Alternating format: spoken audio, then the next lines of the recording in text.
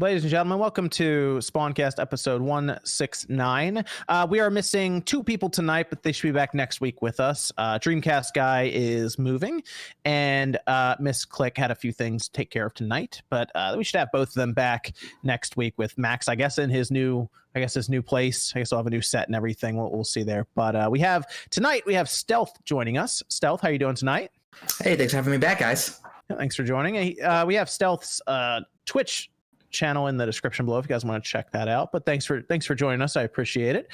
My pleasure. And then we have Sean. Greetings. How's it going tonight? Pretty good. Yeah, that's good to hear. And then we have OJ Playerson. What's up, man? Doing pretty good, man. Had some barbecue chicken. My mom made some barbecue chicken and it was good. And I had some of those and it was delicious. And I just woke up from a nap, so I am rested, ready to go. Okay. Yeah, good to go then. We have Nate over there. It's like he has his Nate the Hate mask on that lights up and all of that. Does that thing change colors too, or is it just like a one color thing? It's just a one color thing.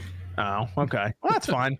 That's what's on your shirt, right? Is that, Nate, is that your COVID mask when you walk out in public to get groceries, or? That actually wouldn't be a bad idea. I should do that. It seems pretty cool. Is it heavy? No, it's super lightweight. It's warm though when it's like 90 degrees outside. You can get some air conditioning, dude. That wouldn't help with this on. I mean it probably would. This is just to prove I do have a web camera. Just fill it with ice cubes. My camera. That's right. People said that you weren't. People said that you don't have a webcam. I do. See? Is that the one built into your laptop? Yes, and this is very hot right now, especially with the lights on it. It's heating up. Gosh. All right, thanks for joining us, Nate. Jordan, what's up? What's going on? How's your week been? Been pretty good. How's your week? It's not bad. Been an eventful week for you? I'd say so. Pretty busy. Lots of stuff going on. Surprises coming to the channel, I hear. Yeah, I got a certain station that I'm gonna make it a snap for you guys, this video for Monday. So it's gonna be a fun weekend making a video. Oh, that'll be cool. That's Monday. All right, I'm gonna check that thing out. I got to see it up close. Cool. Oh, it's cool. I'm working on some cool stuff for it. Nice. Evan is here tonight. What's up, Evan? Not much. Just getting stuff done during the week, man. Cool. And then we got MVG. MVG's back. What's up?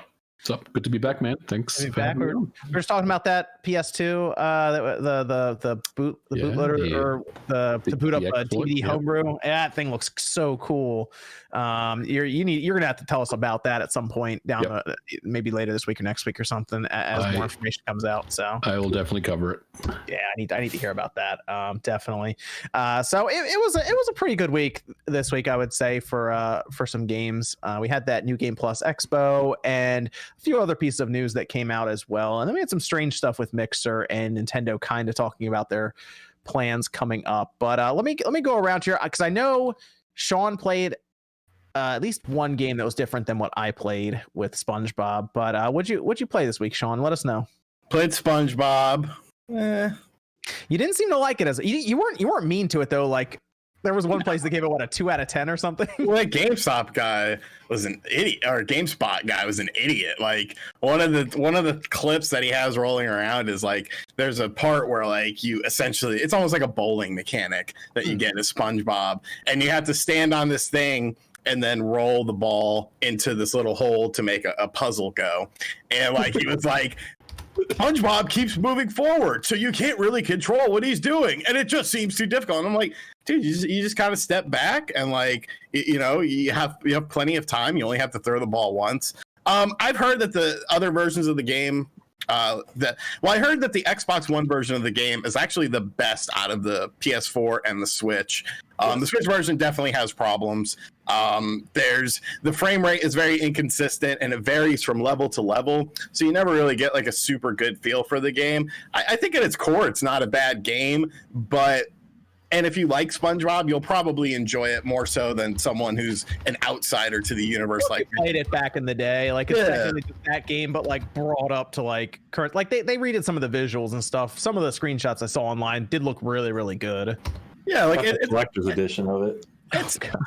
It's not a bad game, Sandy. But it's all right. You got Sandy and Patrick.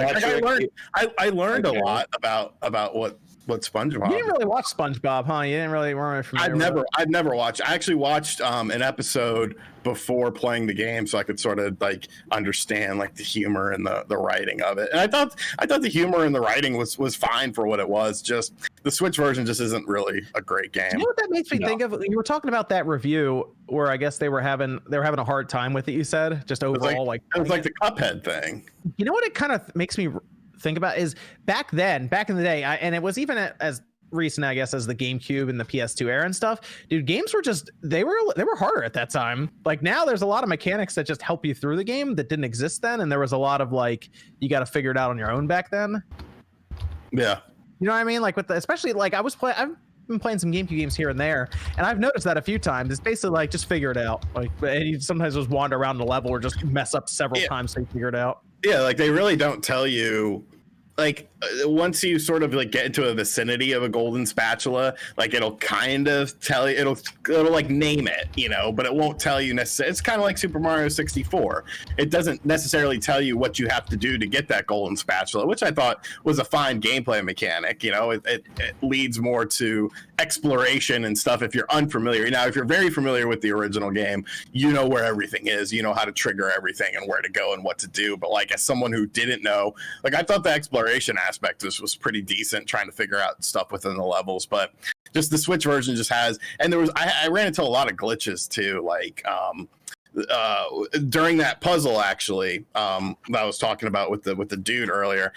One of the first things that happens is you trigger a ball. It's basically like a marble puzzle, and a ball comes down and you have to like do things in order to keep the ball progressing.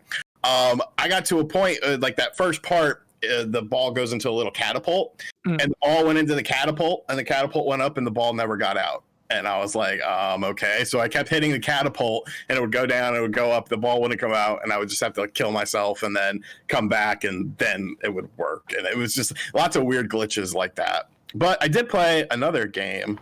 I actually played two more games.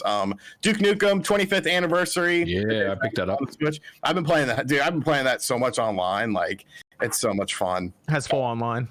Yeah, you know, just you can do co-op with up to 8 players, or do deathmatch with up to 8 Co-op, players. cool though. Co-op online. That sounds actually pretty fun. Yeah, like it's Duke Nukem. Like it runs good, it looks good. There's no sort of weird stuff, you know, like the Doom game sort of had initially and stuff like that. Like it runs, you know, like when you go online with it, can you just invite people off of like your friends list on the Switch and they just pop in? Or yeah, well, you could do play with anyone, play with friends, lobbies and stuff like that. And there's really not a whole hell of a lot of people playing online, so I just keep refreshing until there's like a room that opens up, and then I hop in there and play. But yeah, it's super fun. And I played Ninjala.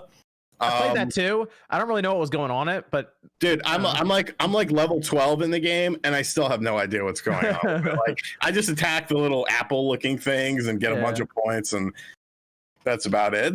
It's a nice looking game, but I don't know. There's not a lot of content to it really. It's just you're unlocking different cosmetics and stuff. There's like only 2 maps and stuff like that, so it's kind of like it gets a little boring. I'd rather play Duke Nukem. Welcome to Paul, new member. Thanks for joining up. And we have those emotes that Evan created. I'm sure we'll probably start getting some more as we get more and more members as well, like more slots open. So I'm sure Evan will eventually take some requests for different ones going forward as well. Thanks to Paul for membering up. And you finished up Last of Us already, didn't you, Sean? Oh yeah. I finished that Monday, I think.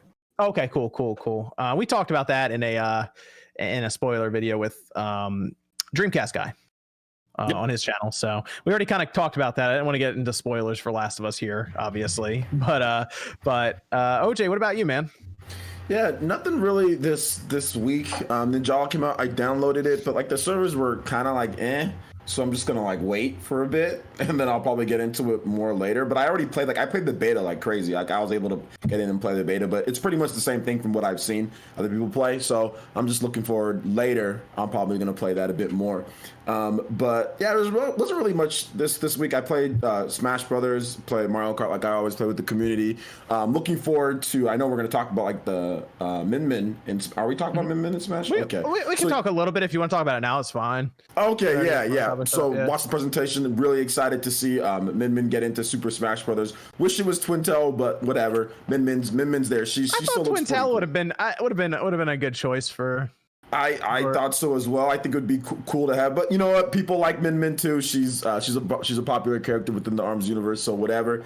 But yeah, looking forward to just seeing what they do with the update 8.0 because they're also going to have like a balancing patch for it too. So you know everyone's pulling for Wolf to have that blaster kind of nerfed a bit. So I'm pulling for that. I want that to happen. So Oh yeah, you won't know until the update's live, right? yeah, we don't know until the update's live. Even at some points, Nintendo used to actually not even tell us what would be changed at all. So we would just have to have people figure it out. But they did now put patch notes, you know, to let us know like who got nerfed, who got buffed up. So that's also coming on Monday. So I'm looking forward to getting into a lot of Smash with Min Min, you know, and everything on there. But I don't think I really played. Yeah, that's pretty much. I played my multiplayer games.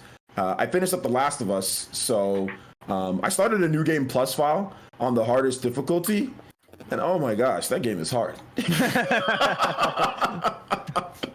So it's really hard on on the ground. It's like one shot and like you're Yeah, done, I started up with New Game Plus as well, but to be honest, I think I'm finished with Last of Us. I'm just ready for Ghosts to get here on the PS4 and then Paper Mario to get here on the Switch same day. I'm ready. So yeah, I just wanted to try it out because I watched other people play grounded mode and all of that, and I'm thinking, man, maybe I can do that. I'm like, yo, this is ridiculous. Like, you really can't shoot people at all. You've got to, anytime that you can do stealth, you should just do stealth, you know? Like, you shouldn't even try to shoot because they get one shot on you and it's just, bam, like, you're done. So yeah, that's pretty much what I did. Nothing too much. I don't know, but yeah, like you said, Ghost is coming out soon in the next couple weeks, and so is, next few weeks, and so is Paper Mario. So that should be fun coming up. yeah, man, be good. What about stealth? I've been primarily focusing on Xenoblade Chronicles Definitive Edition. I feel like I've been rushing through that game a little bit, and when I looked at my end play time, I played for 70 hours, and that's when I felt like I was rushing. Oh wow, okay. Yeah, so I skipped a lot of the side quests, a lot of kind of the world building of talking to the, townspeople, and yeah, I hit 70 hours, and that game is absolutely phenomenal. Really enjoyed it. Highly recommend it if you're looking for just the meaty RPG on Switch. So yeah, that's been what I've primarily been playing. Looking forward to Paper Mario, and also looking forward to the Animal Crossing update this Friday. I kind of dropped off Animal Crossing, during Easter. I couldn't stand those eggs. The spawn rate was too insane, so I pretty much dropped off Animal Crossing right after that. So I'm looking forward to coming back to it. Nice, very good. Yeah, that update actually looks pretty cool because you can swim now. So yeah. There you go. What about MVG? So I finished Last of Us on Monday as well, and other than that, I played Duke Nukem, which I'm really enjoying on the Switch, and I also picked up Star Wars Episode 1 Racer on the Switch as well. I got that too. It's actually not that bad. I don't know if it's worth $15, but it's pretty decent. I think didn't they not like have motion controls in it and it's coming in a patch? Yeah, it's coming apparently. But I think it's not a port from the N64 version. It's a port from the PC version. So you get like slightly better textures, widescreen, and everything. It's decent, but yeah, it'd be nice once they patch it. Controls are a little better than the 64 version as well, like turning sideways and stuff. Oh yeah. But I mean, if you look at how much the 64 game costs, it's like almost $15 if you want the 64 version of it, and this runs at like 60 frames and all of that, so it certainly runs faster and looks better. It was interesting that they dropped that this week because remember, I think it was back in March they basically said it's been delayed indefinitely. They weren't sure, and that was like 2 days or a day before it was supposed to come out, remember? So yeah, they just kind of shadow dropped it this week, so that was kind of cool. So yeah, I wanted to check that out. It has split screen gameplay as well on the same. I know that, but I thought that was kind of neat to have that option. I was having fun with it for a bit, and then I finished up with it. But it's still a good racing game. I enjoyed the game back in the day when it came out. So hot take: a lot of those Star Wars games haven't aged very well. Which ones? The one that you love and you made me buy. No, and wait, that one's fuck good, that game. man. That one's Jedi Knight good. 2 or Like, I honestly feel like Shadows of the Empire has aged a little bit better. No, play it in first person mode. Oh, If you play it in first person mode, it's a completely different game, and it still feels good, especially if you use like the what's that N64 controller called? the brawler. Yeah, if you use a brawler and play that game in first person perspective, it honestly feels really good. Like, I would love to see an HD version of that game. I'm surprised they will. Maybe Aspire will do that. I've always liked Shadows of the Empire. I know it got a bit of a raw deal when it came out. It didn't review particularly well, but I've always thought the game was fun as hell. I like the story. Like, the story was cool because like they had Boba Fett in there and stuff. So that was pretty Yeah, cool. it had like all the classic character. Like, I'm a very casual Star Wars person. I almost said Star Trek. That would have gone over well. I'm a very casual Star Wars person. Like, the original trilogy, that's the shit I love. So, it was cool to see like, Boba Fett and all them in that game and sort of expand upon the universe. I don't know. There's probably a lot of nostalgia talking, but No, whatever. you know what game is still good, and I don't hear anyone really talk about it, was Bounty Hunter on the GameCube PS2. Did you play that? Was pretty fun. That was I pretty like fun. that game. Right. That game was good. Yeah, that's one I'd like to see. Maybe played around with a bit with a sequel or something, or just something else with that. Because I think that went to the PS4 as well. That's on the PS4 now. But what about Evan over there? Picked up Space Haven this weekend since the Steam sale started up. So it's a sci-fi survival sim, super difficult. You have to manage a team, try to let them survive in space. It's just really crazy. I think I've lost my first 4 teams pretty quickly. The last one I lost to pirates, though. They kind of came out of nowhere. Okay. It's fun. Don't know what game that is. I'll check it on Steam though, just to double check so I see screenshots. And it's the Steam sale. When the Steam sale comes up, all kinds of crazy games get put out there for people to pick up. So it's how much was that one knocked down pretty well by the sale? Yeah, it was pretty decent. I can't remember. I think it was maybe under 20. We end up looking at all types. Yeah, because there are all types of games that get knocked down like to like $5 or less. There's a whole section of $5 or less, and there's like hundreds of games in there. A lot of people are pissed off at Activision because everyone always says that Activision games don't go below 50%, but they dropped them 51% so that it would like be an all-time low, and it actually got like announced. That's clever. That's clever. Yeah. That's a good place to look, Sean, if you want to just get some games to mess around with on your PC. The Steam sale. Is there any? What are the big ticket items on? I haven't checked it out this summer so far. What are the big items? Sean does not want to play games on that PC. The way he just looked, he's like, it's fine. He says he likes inferior plays, but like it's fine. Oh man. I mean, I play third-party games on a Nintendo Switch, for Christ's sake. Doom Eternal 50% off, so that's like $30. Well, hold on. Doom Eternal's not out yet on the Switch. We can't compare that. Yeah. Oh, you know what you should get, Sean, is Titanfall 2. That's $10. How much is that? $10. $9.89. If it was $5, I've seen it cheaper. Yeah, I've seen it go for $5 on Origin and stuff. I would wait. I just picked it up again for $5 on the Xbox One. And that's a good game. The campaign. It looks great at 144 frames a second. Oh, that's on a 1060 too. Yeah, right. That's on your Yeah, man, Sean, your video card run right over that game. And I'm looking at the sale items right now.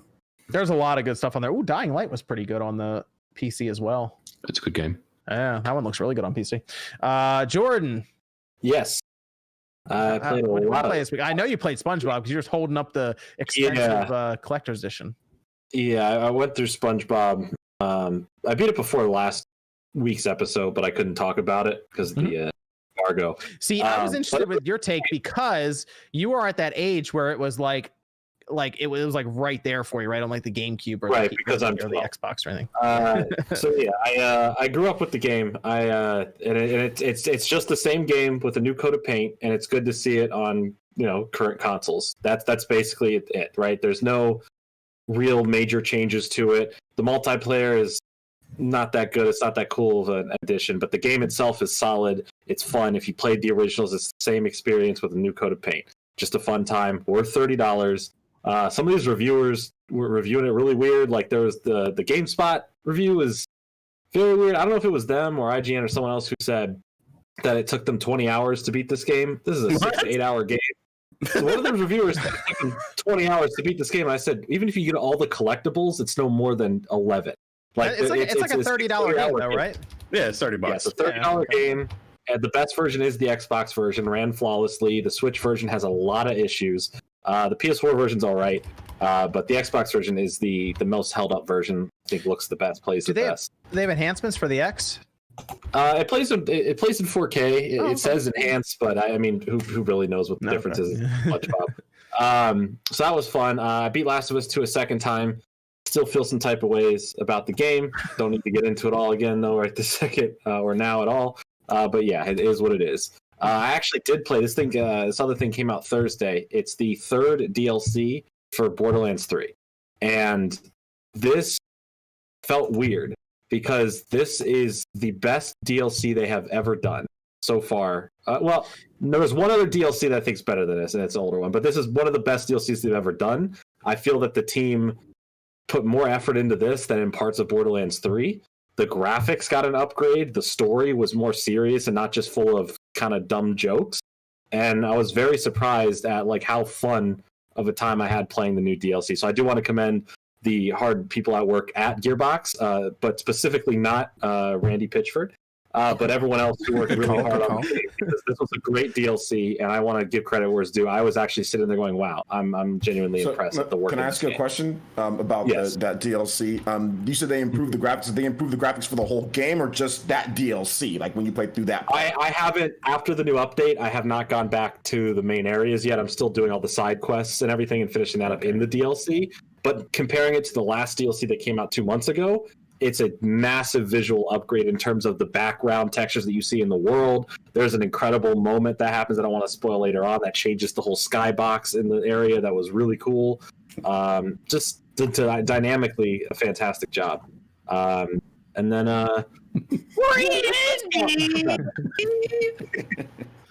yeah, definitely. I don't want to give Randy credit for this because it really felt like they're putting their all into these DLC, making it worth it. And I think they did a great job with the story for this one.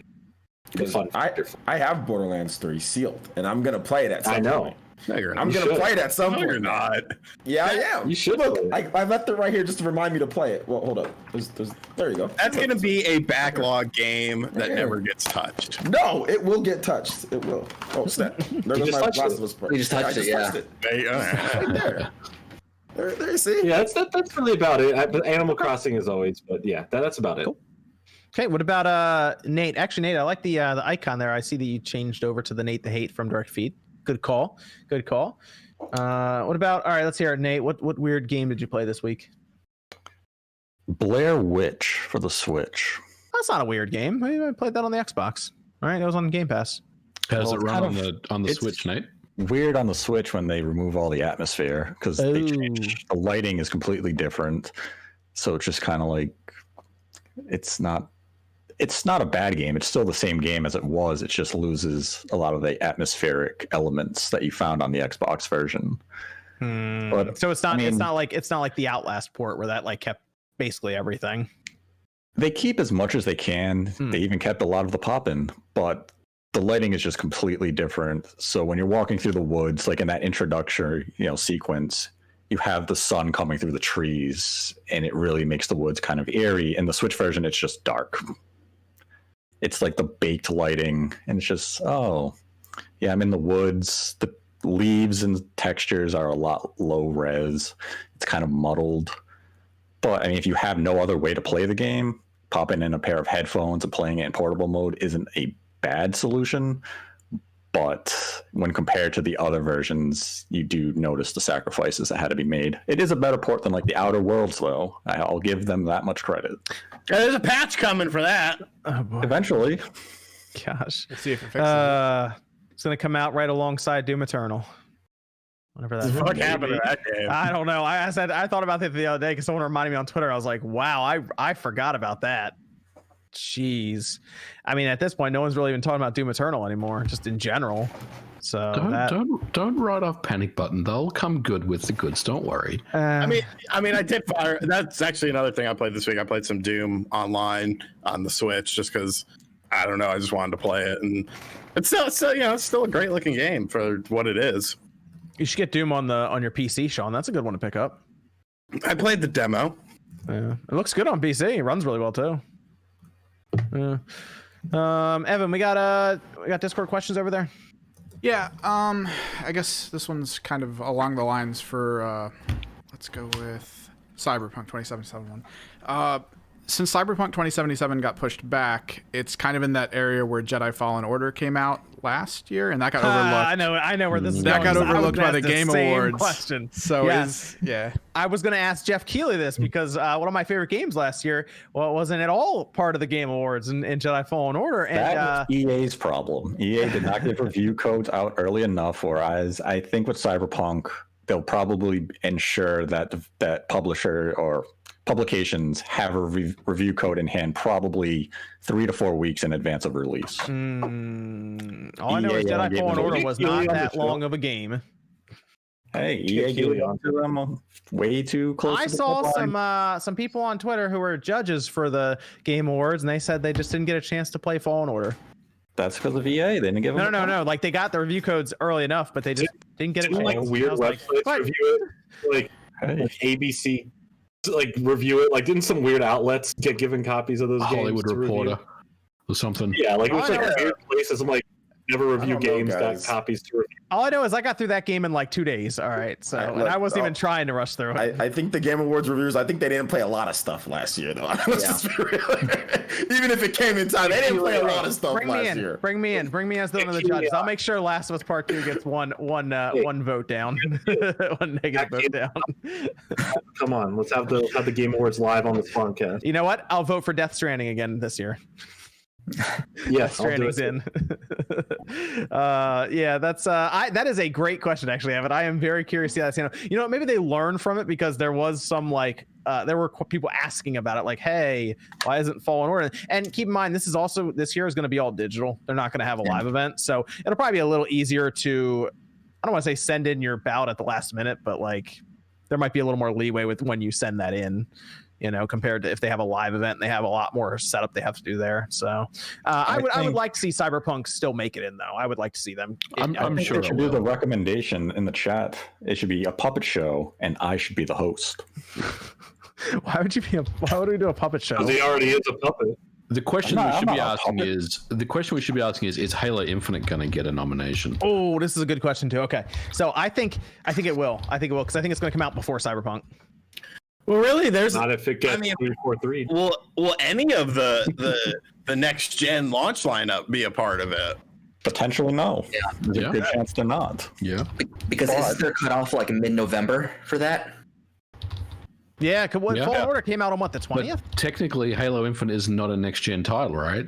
I mean, it is. Yeah. But it is. Again, it comes down to when will the publishers distribute review code. If they get Halo Infinite in mid-October, they have plenty of time that they could nominate it. If it's held, let's say the systems come out like the week of November 10th, then there will be a little more struggle to get them out. But with the launch of new hardware, they will be given probably 2 to 3 weeks in advance to have the hardware and those launch games, because you have to have all that coverage out before the systems actually launch. So they could have it out before the deadline as long as the products themselves launch before that date. Man, I really hope Halo Infinite is good, like really good, so we can have Cyberpunk versus Halo Infinite versus Last of Us Part 2, and then whatever other games we throw in there. But like that would be what's that? You got to put that in. That would be a very interesting like lineup for Game of the Year voting. I just want another good Halo game again, so hopefully it is. I'd rather have a good Halo game. It's been a while since Halo 3. Reach was good. Reach was good. I like Reach. Reach wasn't 343 though. That's why it was good. Reach was. I like Halo 3 more, but yeah, Reach was good. 3. No, that was Bungie. Yeah. Have faith in 343. Yeah, Halo Infinite. Hey, the new engine overall, like this is their thing. We'll see. They don't have to play around with an old engine. I'm hopeful right now, man. I really am. I want Halo Infinite to be amazing. So I'm hopeful. Have faith. All right, Nate seems to know something here. So okay. Hopefully we don't. What? Maybe I do. Maybe I don't. Who knows? All right. Hopefully we don't have to wait too long, because I guess the word is that it's not going to be early July for the Xbox event. It might be like the back half of July. So we'll see. We'll see. Evan, we got another Discord question over there. Yeah, we can go with another one. What games do you want to see enhanced for the next generation? This person suggested Tetris Effect for the PS5. Tetris Effect, interesting.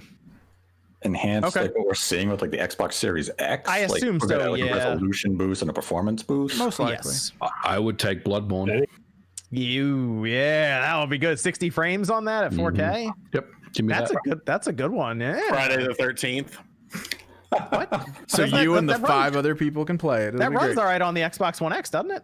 It runs fine on everything, to be perfectly On the honest. PS4. It runs fine on the PS4, doesn't it? It runs fine on the Switch. Still has Yeah. a very active base. Yes. I That's just the would game that like looks to see a it. PS2 game on the Switch, right? It does not look like a PS2 game. I would love when people say, "Oh, look at this posting some PS2 screenshots, game." hold up. I would love to know what fucking magical PlayStation 2 these people had. I'm gonna go find some screenshots. Go ahead.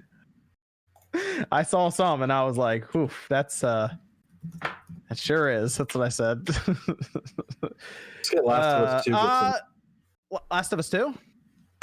Yeah, it's like if you go back and look at the 2018 gameplay to the game, there was some major facial details like downgrading. So I would like to see like the high res faces in a PS5 version of Last of Us. Not that I'll probably play through it. It's not out yet, but for the PS5, I'm already eyeing up Ghost of Tsushima. Already eyeing that up. Like that would probably be really good on the PS5. Yes. Another game like Infamous The Xbox. Second Son. If they can get that 4K 60, I think that'd be pretty dope on the PS5. Because the game has an unlocked frame rate, so it's kind of going all over the place. Wait, we can go back to like, or you can lock it. They said they could add ray tracing and stuff to original Xbox and Xbox 360 games too, right? They already did with I think Fusion Frenzy was a demonstration that showed ray tracing and HDR. You know what we got to do? We got to go all the way back to the original Xbox and get Black. Yeah. I don't think a lot of people played it. Black That's the shooter, right? That's the first person shooter, yeah. The whole point of Black. The whole point of Black was that it was probably one of the best looking first person shooters of that generation. Like I didn't, and factoring in, you know, the physics and the environmental stuff where you can like shoot through the doors and stuff like that. But I don't know that game was necessarily that good, if that sort of makes sense. It was pretty linear. It was pretty flat in terms of gameplay, but yeah, it looked great. It looked really good on the original Xbox. Even on the PS2, it looked pretty good. Okay, fine. Let's just go get Splinter Cell Chaos Theory and we'll call it a day then. Those would actually be good titles to show off like ray tracing and such with, if Microsoft could get Ubisoft to agree on those type of things. Because that could be something Microsoft could actually leverage of saying, look what we have exclusively on our platform. Whereas that would be really cool if they did that, like, if they went back and got those. If they could do something like that, that would actually be a really good initiative from Microsoft to possibly explore. Yeah, I like the idea of going back and getting like older games than like the Xbox One. That would be very interesting, because we saw what they did with Knights of the Old Republic on the Xbox One, where they took it, like fixed up some of the visuals and the frame rates like locked at 60 now. If they could do stuff like that with the Series X or even the Series S and like add all kinds of stuff, that'd be pretty cool actually to do that. About Mass Effect. There's something called the Mass Effect Remaster coming out this year. Yeah, we still haven't heard about that, dude. It's still early. We're only in June. It's on the Switch, right? No, at least not day one. Wow. I mean, I guess we can't dismiss any possibility that EA gets wise. We are getting 7 games. We only know 5 of them. So no, we know all 7. Yeah, we know all of them. Oh. Yeah, I mean, we kind of mentioned one weird one. This was a while ago. We figured out one weird one a long time ago, and I was like, "That zombies? No, the Need for Speed." Oh yeah. Remember, we were like, "What is that? Why would they do Need for Speed?" And now Jeff mentions it too, and I'm like, "They're really gonna do that? Like, that's interesting." Okay. Yeah, it's not that exciting because everyone was like, "Oh my god, 7 games! It's gonna be Madden." And it's like, no, you're getting a Plants vs Zombies and a Need for Speed, and it's like, oh. I think Plants vs Zombies will do good on the system. Yes, but what's weird to me is they won't do Sims. Sims is like that's a lot of money they would potentially make on the Switch with the Sims after how Animal Crossing has been moving. I mean, I guess it depends on what the Sims maybe is a little too much CPU. Maybe the Switch can't handle it to the scope EA would want. Fine, just go ahead and port The Sims 2 then. Could do that. I mean, half the players are just going to drown their sim in the pool by removing the ladder I anyways. don't know, man. I've looked at The Sims on PC. I don't see anything that. I don't think The crazy Sims about 4 is that graphically. Yeah, or It's that- I think it's not the Yeah, it's graphics, but the- it might be. Since you said CPU, it might just be the background operations of every little thing going on at the same time. But we have City Skylines though. Yeah, but is How City Skylines well in did that depth with run? tons of different people doing minute. Are we like, really trying to sit here minute and talk tasks? about Sims can't run on? I mean, How is it- nah, I'm not believing that. I'm sorry. Like, especially with the type of games that we've got. specs? What are the minimum specs for it? Like, come on. It's not much. That game came out forever ago, dude. Somebody came in way back in the day with like, oh gosh, it was like an old Dell XPS 15 from like way back in the day, and they're playing Sims 4 on it. So like, I don't. No, the minimum requirements are pretty low for Sims 4.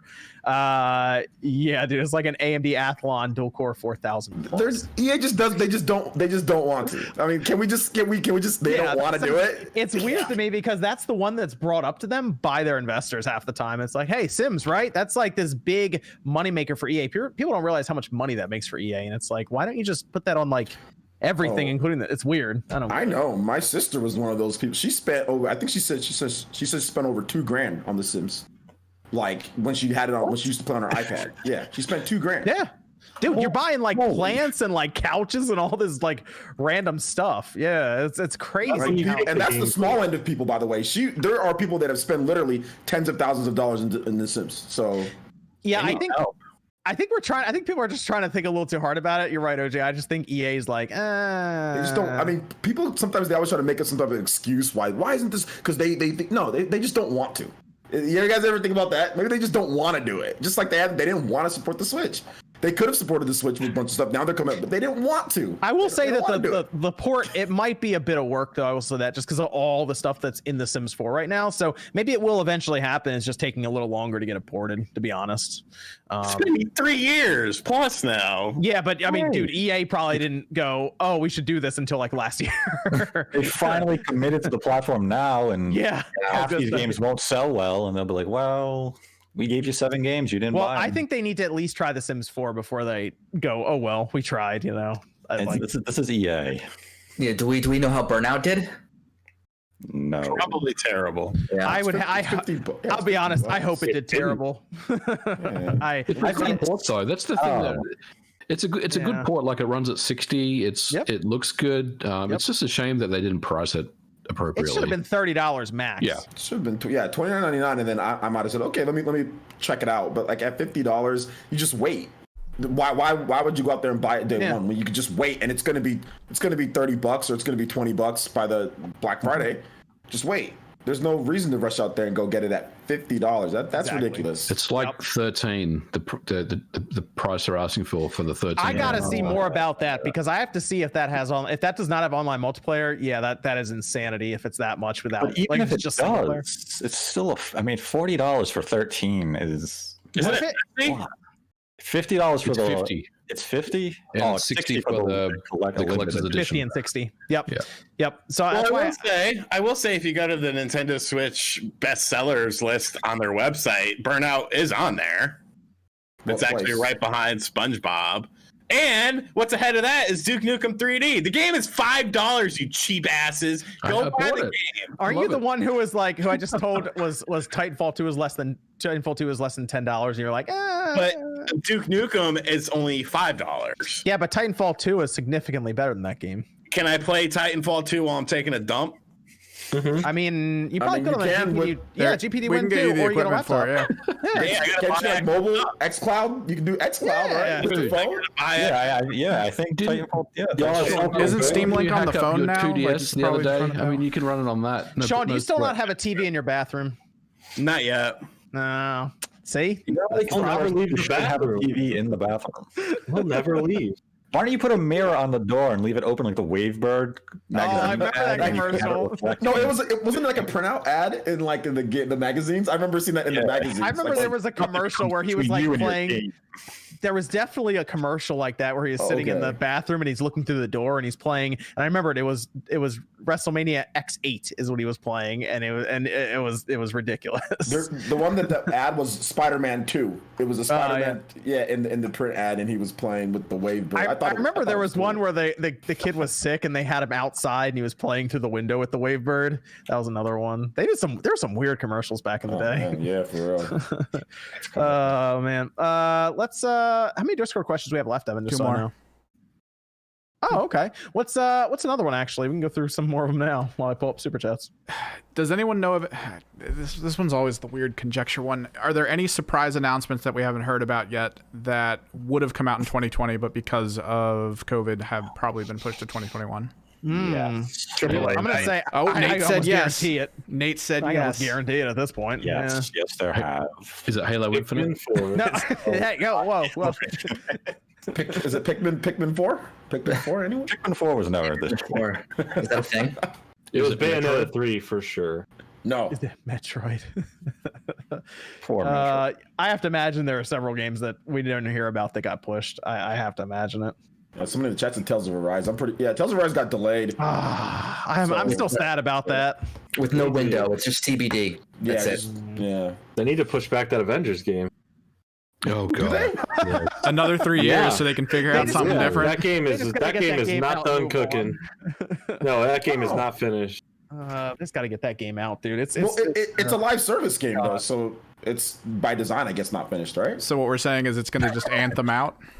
Are we saying it's okay to let studios keep getting away with this? Oh no, I'm just. It's I was a just DC saying, like, Universe out. What? What did you say? DC Universe. What about DC Universe? It's going to be fun for like a week, and then you're going to forget you even have it. Well, I mean, DC Universe was good. When's the last time you booted up DC Universe on your Switch? On the Switch, Never. That one's been a while, but on the PC, We played it for again 2 weeks ago. Almost a year, yeah. Yeah, they had some newer thing that came out, I think, kind of recently on DC Universe on PC. But yeah, back in the day, I remember we used to play it a lot on PC when it first dropped. But they did some weird stuff back then, because back then they sold it to us for $50, and then we had to pay a subscription, and they moved to free to play. It was all over the place back then. But it was still pretty good. Yeah, I assume there were several games we didn't hear about that got pushed that they just didn't tell us. So sure that was a thing. And Nate, of course, is doing his cryptic yes. So that's an answer to the question. Did any of this happen? Yes. Which one, Nate? Things did happen. It happened. Yes. They didn't ask for specific examples. Snap 2. Let's this one's from VCIPZ saying sup, anyone pick up the new Brigandine on Switch? I did not pick that one up, unfortunately. I'll pick it up at some point. Yeah. Okay. Yeah, I haven't gotten a chance to check it out much. I might. I know there's a demo too. I remember I checked out the demo a little bit, and it was pretty good. It was such a weird title to see announced for the Switch. It was so out of left field. I mean, it was already an obscure PS1 RPG, like amongst the great PS1 RPGs. No one was looking for a sequel of that, and yet not only is there a sequel of it, but it's Switch exclusive, which you would think would be PS4 exclusive. So the whole thing was pretty crazy. Yeah, I actually have that on the PS1 render. Yeah. I had ordered it from GameStop just to see, and they sent it to me just the disc. So yeah, I mean, I think the PS1 game, if like complete, is pretty pricey now on eBay. It's because Atlas only printed like 2 copies of it.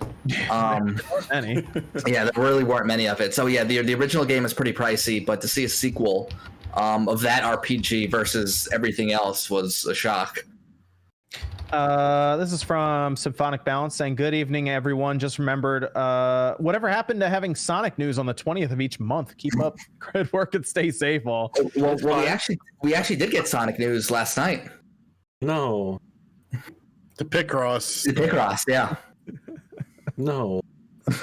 Okay, friend. It can't Not hurt what people wanted. They didn't make it. They didn't really make that sounding like it was going to be a big deal, but obviously some things kind of messed them up. Didn't they come out at one point saying that was no longer going to occur anyway? So It sounded like they had such big plans for this year too, and like everything just got 2020. We just got to get out of 2020. I gave Sonic a break one day this week on his birthday.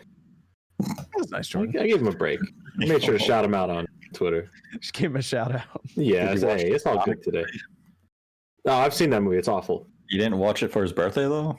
No, why would I watch it again? To celebrate Sonic. It's not That's that not bad. celebrating Sonic. It's a bad movie. It's fundamentally a bad movie. It's a 5 out of 10. Okay. It's very simplistic. Is it better or worse than Last of Us Part 2, Jordan? You're threading a thin needle there. I don't know. That's hard. I think they may be tied. Oh, Pretty somebody crazy. say Sonic is over, so I guess. Because I have them both, honestly, at a 5 out of 10 in their own ways. You know what? Sonic has charm, but Last of Us had better gameplay. I had more fun with the gameplay than watching Sonic. So I'll give it to Last of Us too.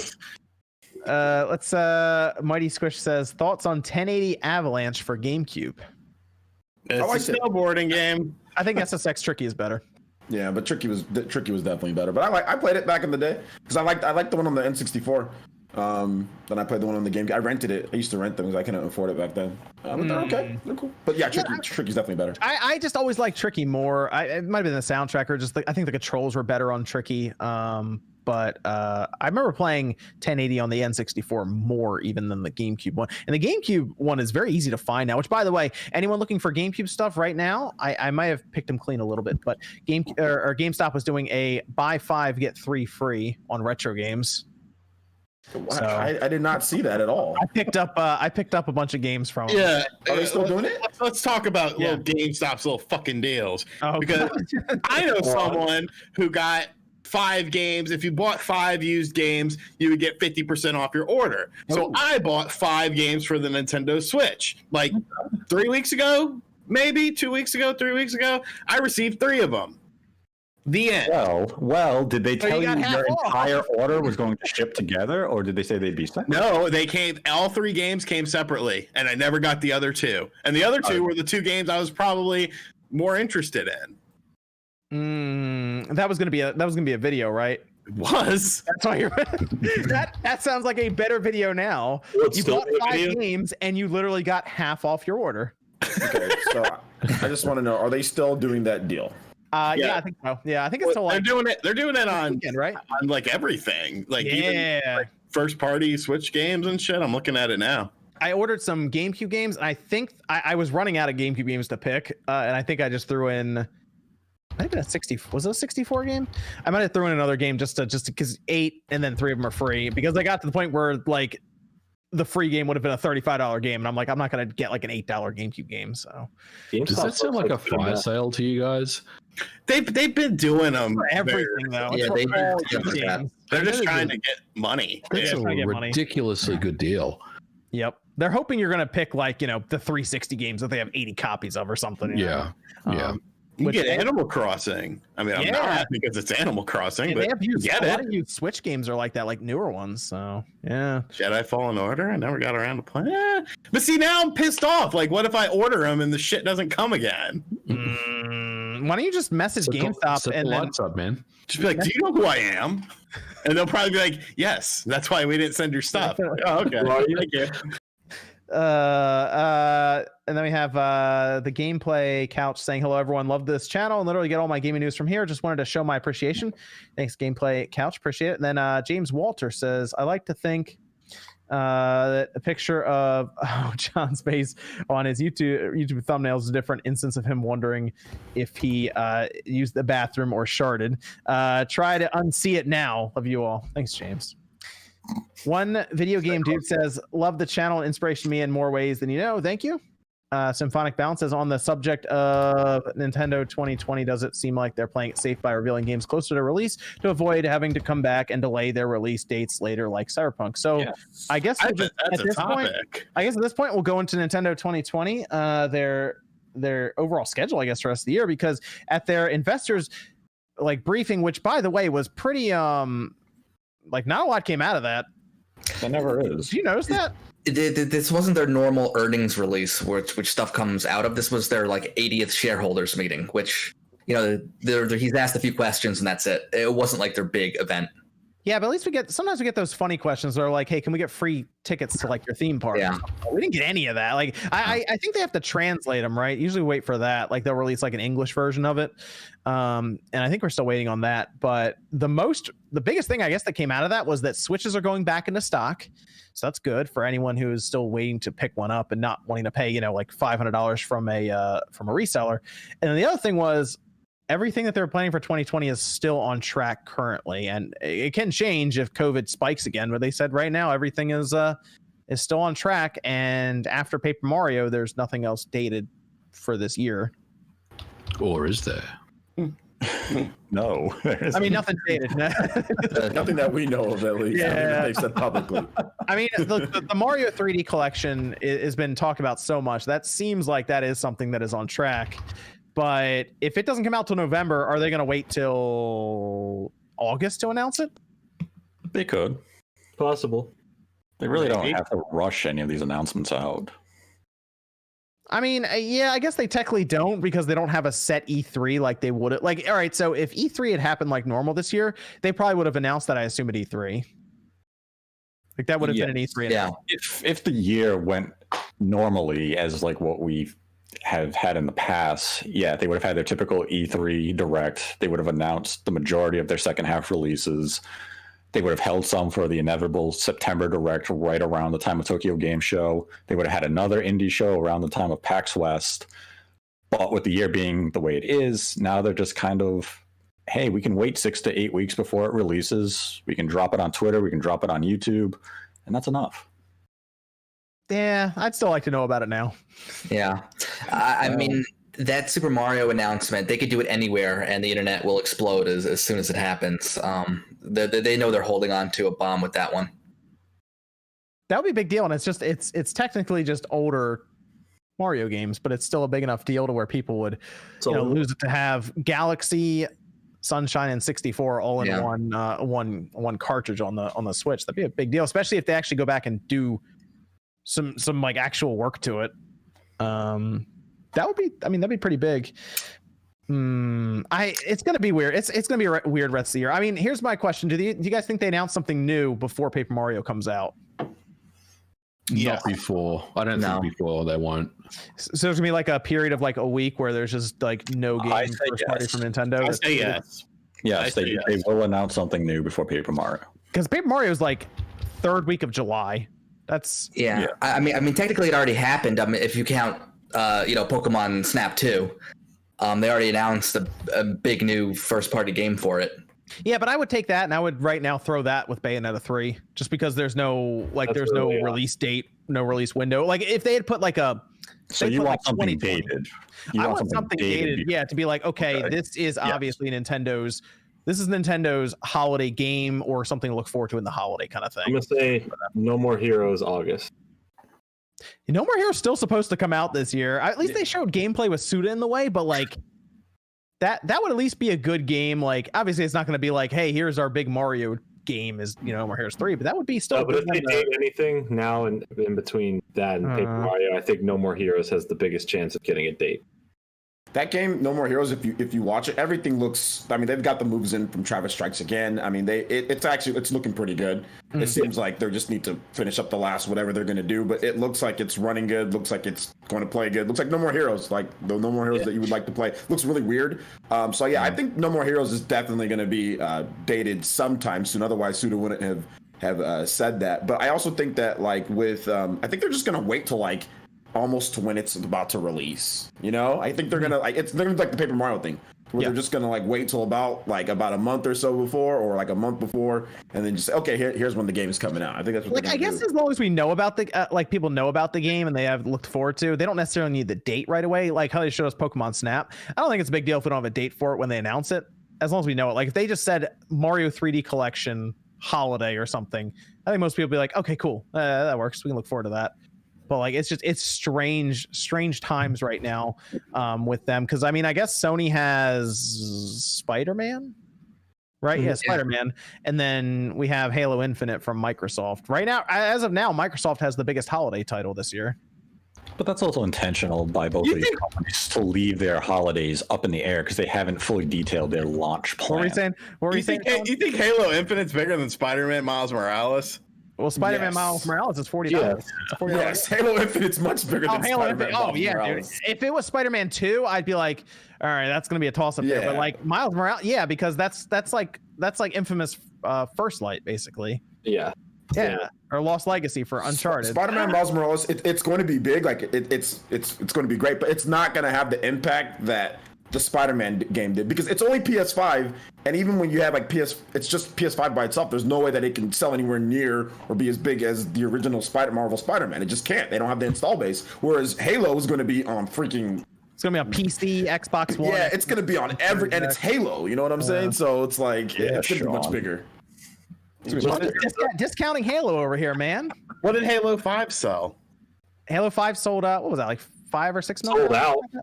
Sold out. And it wasn't even that great of a. If this Halo game is good, it's going to sell like crazy. You know, if it's I good. really hope it's good. Halo 5, people said it wasn't that good, but it's still so. I think it's like it's like 8 million. No, Eventually they put it on Game Pass and they go by what is it, concurrent users, and like so many people have Hours played. played. Yeah. What's Halo story? Halo 5 yes, I did not like Halo 5 story. The gameplay is better than Halo 4, but I still prefer 3. So we'll see. Infinite's apparently supposed to be pretty different, so I'm both concerned and excited to see what it's going to be. But yeah, I mean, after they tweeted out that audio of it, I was surprised how big that blew up on Twitter. That was kind of surprising. People got really excited for Halo all of a sudden there. People just ready.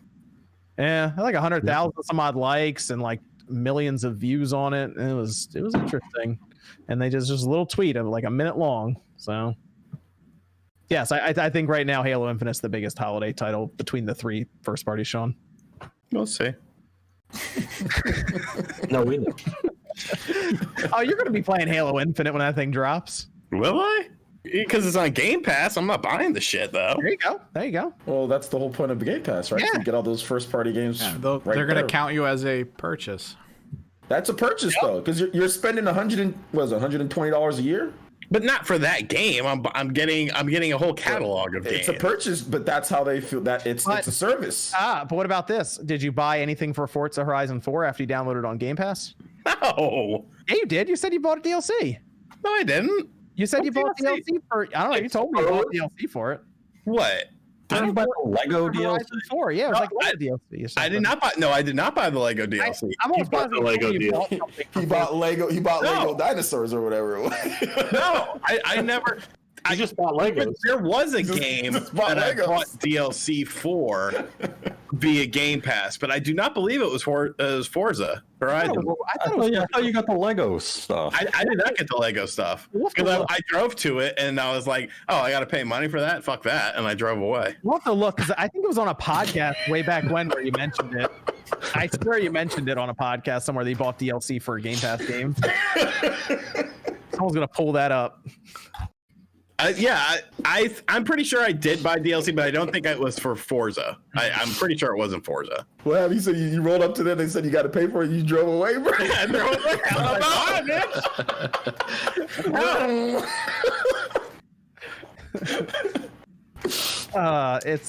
Yeah. So I mean, we'll see with the holiday stuff. I think Nintendo. I mean, the crazy thing is, I don't think Bayonetta 3 is coming out this year. No, That's wild. Stop it. Come on. It's coming. it's Come not on. next year. Coming out August 2021. I can't believe it's still not coming out this year. October, That's baby. Wild. There were actually a few inconsistencies with the translation of the investor meeting, and apparently it might have been like all the games are on track through fiscal year, which means through March Yeah. through March. So yeah, I mean Nintendo could literally just drop something the month before, and if it's big enough, yeah, people will. Well, we also have the assumption that they'll add some sort of game console system to the online in September as well, or October. So, original Game Boy, dropping that in. That'll go over well. When was the last time they that they added anything to the online? I mean, they had Long Super time. Nintendo was last year, right? Yeah, Super Nintendo was last year. Yeah, and then the year before that they did Nintendo, so Nintendo, Super Nintendo, and then Game Boy or 64. But they're not adding games It was like regularly. multiple months before, since they uploaded like any new SNES games. That's what I'm saying. Oh, they realized that if they kept doing it every month, they would just run out of games in like 2 years or something they can legally touch without paying anyone else. I think there's enough Dude, stuff. you see the stuff they're adding right now? Yeah, it's bullshit. There's better. You're telling me they can't add Donkey Kong Country game? Yeah, isn't there like All 2,000 three. Super NES games? I mean, it'll be a while before they go through that whole collection. Man. There's like how many Super Nintendo games released in America? There's a lot. There's I a wish lot. they did something crazy and like translated a game and brought it to America or something on the service. That would have been cool. Like Fire Emblem, that'd be dope. Yeah. That's a lot of text, but yeah. Yeah, they should do it. Well, they can't use somebody else's, but there's other people that have already translated it.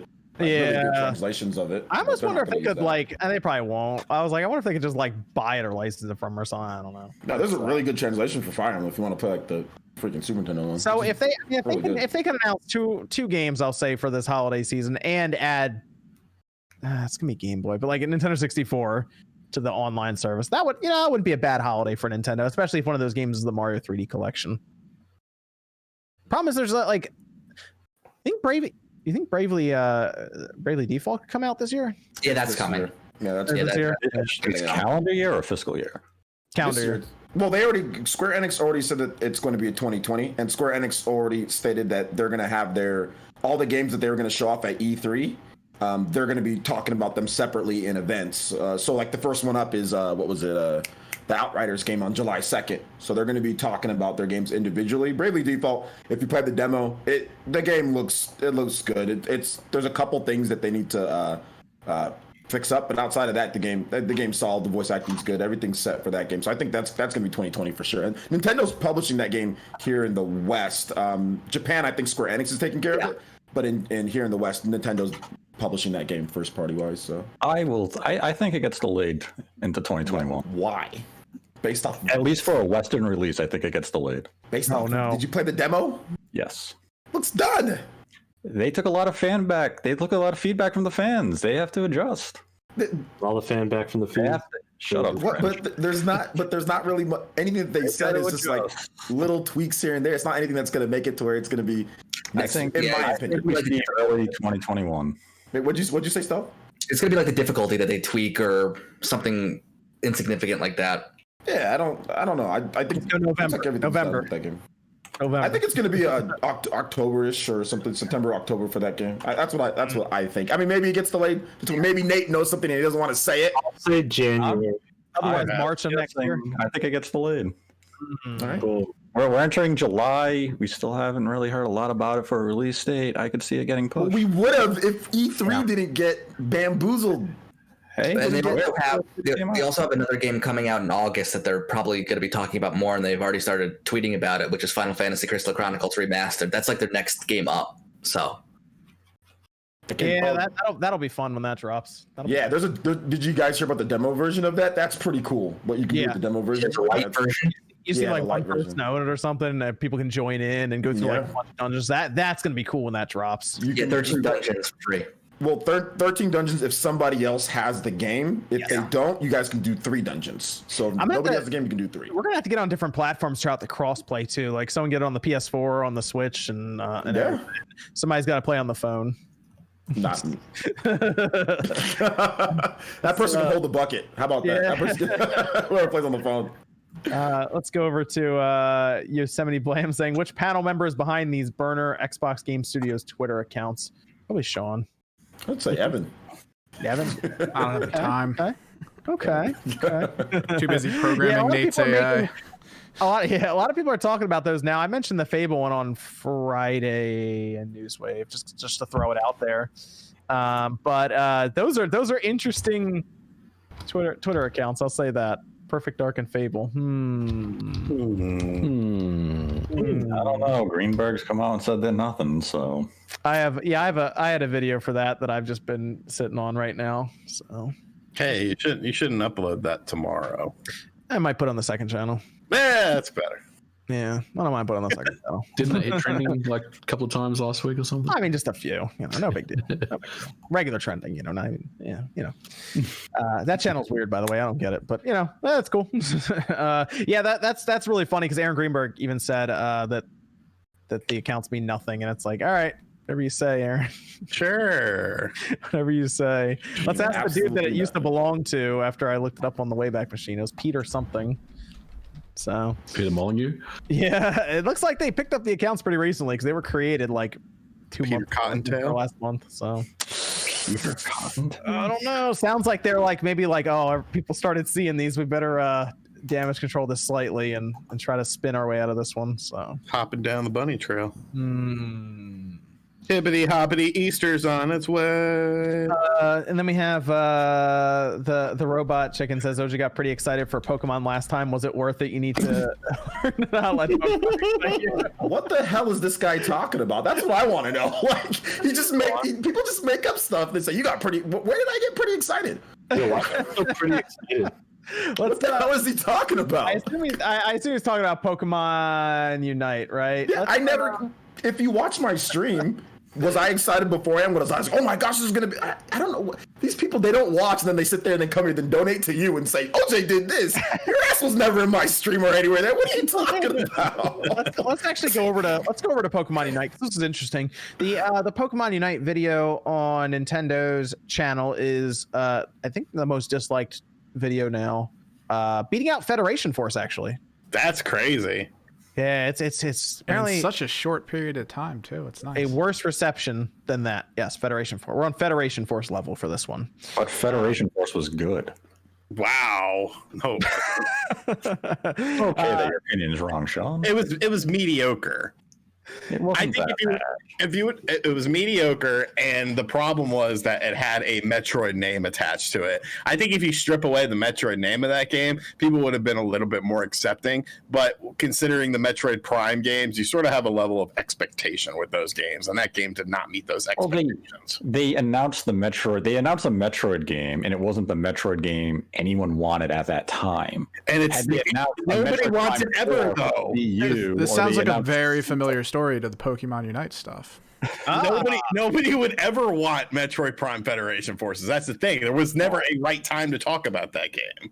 Had they not abandoned the Metroid franchise for such a long period of time, and then this came out and they were still showing the franchise some love, Federation Force wouldn't have been the scapegoat and just been brutalized by the fan base. Mediocre.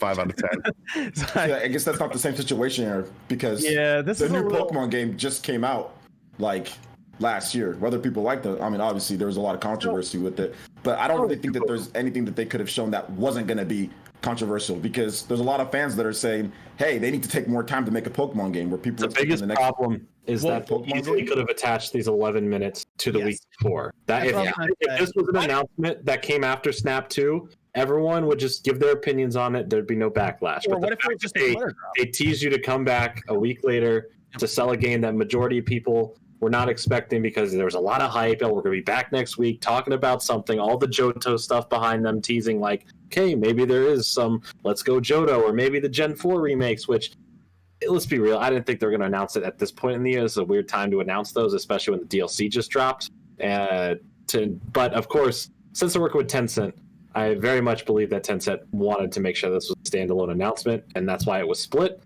And this seems to be a pretty big backlash, and it's really not towards the game. I think people genuinely have a problem with it being a MOBA, but it's really not because it's a MOBA.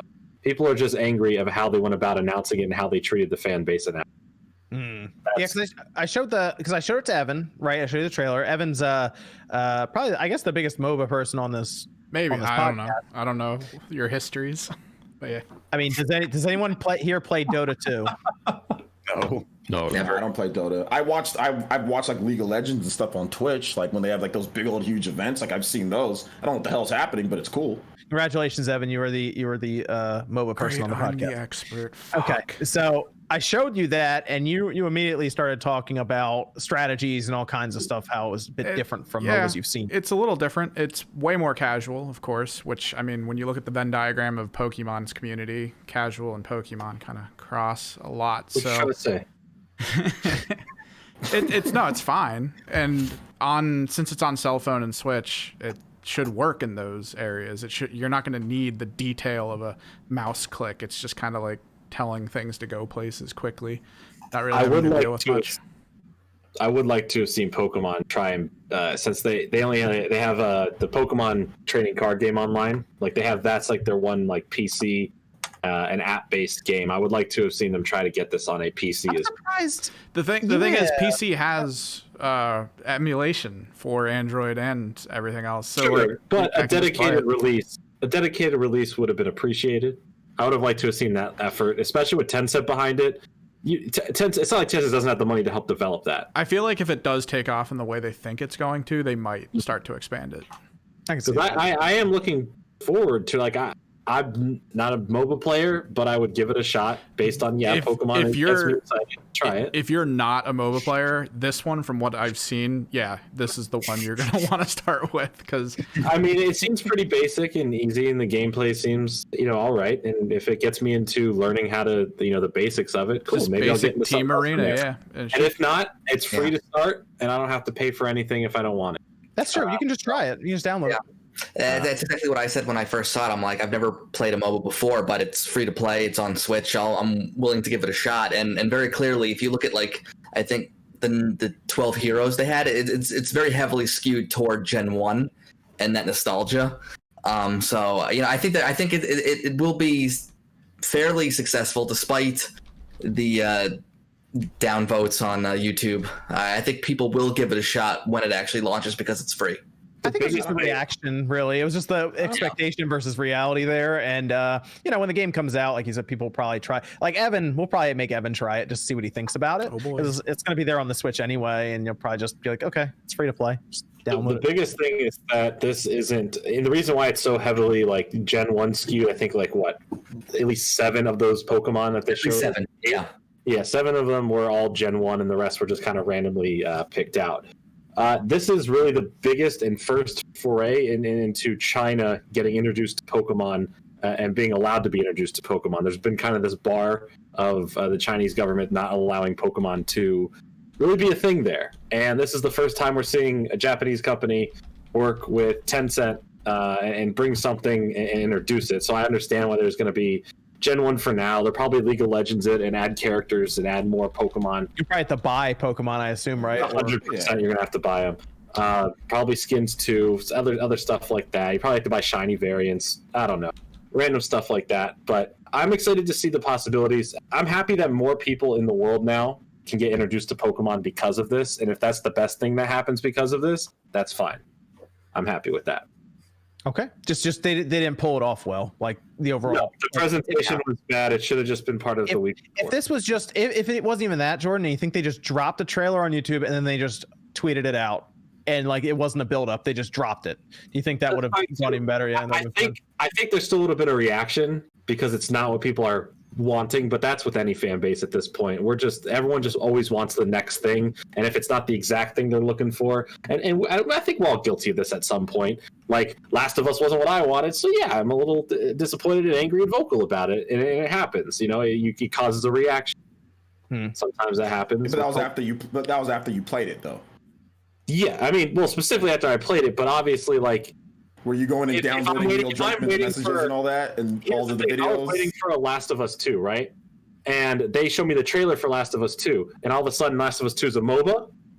I'd be pretty disappointed. I'd be like, what is this, right? If I'm waiting for that next Pokemon announcement in my head telling me it's going to be this thing in my head. But why would people be expecting that? We just got Pokemon Sword and Shield last year. I know, but that's the fan base. Every time there's a Pokemon announcement, it's either the meme of it's either Snap 2 or the next Pokemon game. One of those things came true last week. Pokemon got all that goodwill, which I kind of feel like they announced Pokemon Snap for that goodwill. Hoping that they could just kind of be like, and here's a MOBA. Yeah, that's not what you. It's kind of like when Dead Island got announced as a MOBA for a little bit there. Oh god. Yeah, I mean, honestly, I think they underestimated Pokemon Snap 2. I mean, they should have ended with that, and they announced Pokemon Snap 2, and then they announced something for Pokemon Go. I think they underestimated how big Pokemon Snap was going to be, and if they did, they would have ended it with that. And I agree. If you put the MOBA somewhere in the middle and then end with Pokemon Snap, people are going to be talking about Pokemon Snap, and people would be way more accepting of the MOBA, eventually. But it wouldn't have gotten that negative reaction if you ended with Pokemon Snap, but had the MOBA announcement somewhere in the middle there. This all seems like semantics to me. It's still the same damn game that's coming at this point. I mean, I don't know. That's just my opinion. It's like, well, we're worried about placement of when things are announced. It was 20 minutes total between 2 presentations over 2 weeks. Like, I don't know. That just seems like ridiculous semantics. It's just the way they announced it, and that's what upset me. They feel that they got duped into waking up early a week later for something. But that's not a Pokemon. It's some on Pokemon, and it's some on the fan, and that's that's marketing. I mean, that's what you see from these companies in this age of social media marketing. I'm not mad about it. I just said, okay, whatever. That's what they did. I watched look at every Nintendo Direct. You have the people coming, oh my God, we're going to get Metroid Prime 5, Grand Theft Auto 6, Mother 3, Mother 4, Mother 5, Father 1. And then they don't get any of them. They sit there, why did I wake up at 9 in the morning? That's just people. I can go on Twitter right now saying, I think there's a Direct happening next week. Then people are going to go, what? If it happens, this is what I want. I'm going to make 7 videos on it. I'm going to make 85 tweets about it. Then it doesn't happen. Then I'll be, dang it, Nintendo, I can't believe it. Hopefully there's hope for next week. That's the cycle of all this stuff, whatever fan base you're in, or whatever. We do is we consume and consume and consume, and we're always consume and regurgitate information. That's the internet speedway with all this information. Yeah. You learn things, you say things, and then you either get disappointed or excited. I wouldn't even go as far as we learn things. We consume it, we don't digest it. We're just looking for the next bit. It's like, here's a plate of food, you eat it. It's like, where's the next plate? You don't even have time to enjoy it. It's, I have to see the next thing. That's how that's also dependent from person to person. That's also dependent. Let's go over to Evan. We have any Discord questions in there? Yeah, last one. How long do you think Microsoft will continue to update the Xbox One X after the Series X release? I'll give it, well, it depends on what you mean update, I guess. Like, do you mean like through firmware updates? Because the 360 got one the past year. I think firmware updates will continue for a long while, but I mean, I think the question is around games and support for it. I give it 12, maybe 18 months tops. Yeah, maybe. You're right. I think a year and a half is the most. Yeah. But updates, we could be talking about an Xbox One update like 6 years from now. That'd be really funny. Oh, yeah, man. Like the PSP, the PS3, the 360, they're all still getting updates. If they were smart, they would have an xCloud app ready for the old Xbox One, so they could at least still be xCloud boxes for your home, so they're not just worthless when you buy the new system. That would actually be pretty cool if they did that. So let me go over to the super chat here. This is from Nobody Will Care, saying shout out to Nate and MVG for the Nate the Hate podcast. Great conversations, literal audio crack. Yes, it is. Be careful with your consumption of it. It will cause addictive problems. Don't take with coffee. You can take with coffee. You can also take with a shower, or a bath, or a car ride. All at the same time. That might be difficult, but you can try. Wolverale says, do you guys have a favorite game that's considered to be a cult following / is a cult status game? My game that fits this is Impossible Creatures. Sean has one. Friday the 13th. No. Oh, I thought you were going to go Deadly Premonition. Yeah, that's the one. Yeah, Deadly Premonition is definitely one too, but yeah, I started playing that again the other day. So good. It's terrible. But it's so good. It's so bad. Oh, it's so bad. It's got a skateboard now, and you can learn tricks and upgrade your tricks. I hope Deadly Premonition 2 is just as bad because it's hilarious. It needs to be. Have you seen the trailers? The subtitles are actually somehow they actually are choppy and pixelated. Yes. It's going to be great, dude. It's going to be so bad that it's great. So I can't fucking wait. It's going to be so good, Deadly Premonition 2. It's going to be so good. And then Brett Whitney asked, did Scott get the SpongeBob Collector's Edition? Scott got the regular one. Dashy had donated money for Scott to get the Collector's Edition, and what Scott decided to do instead with the money, he actually donated it to COVID relief funds. He just didn't tell anybody about it. So there you go. He ended up buying just regular SpongeBob though and playing. I think he was tweeting about it too, giving his opinion on it. So yes, Scott's a good dude. Mac Marina says, what's a curveball game Microsoft can show in July? Anything from Obsidian? Obsidian's working on a new game. I think it's just gonna be like an RPG, I assume, like maybe like a Fallout or something. A curveball that Microsoft could throw is anything in partnership with a Japanese developer, I would say. Jet Set Radio. I mean, think about like Phantasy Star Online 2. That is a wild curveball from Microsoft. Like no one went into Microsoft's presentation and was like, "Yeah, I think Phantasy Star Online 2 is going to be here." No one. So if they did something like that, that would be a big deal. Then I think that'd be the curveball. I don't think Obsidian's game will be ready though. I think that might be next year thing, where they show it. Deceptijon says my buddy mailed me his PS2 and collection of PS1, PS2 games, including Guitar Hero, Lord of the Rings, and Tony Hawk 2 and 3. Going to be a great weekend. Nice. Tony Hawk 3 is still very, very good. JT says, with all the updates and people playing, should Animal Crossing New Horizons be Game of the Year? That's an interesting one for Animal Crossing. While it's technically a good game and a well-reviewed one, it does bring up the question of if it fits in with some of the other games just because of what it is. I mean, it's going to win Family Game of the Year for sure.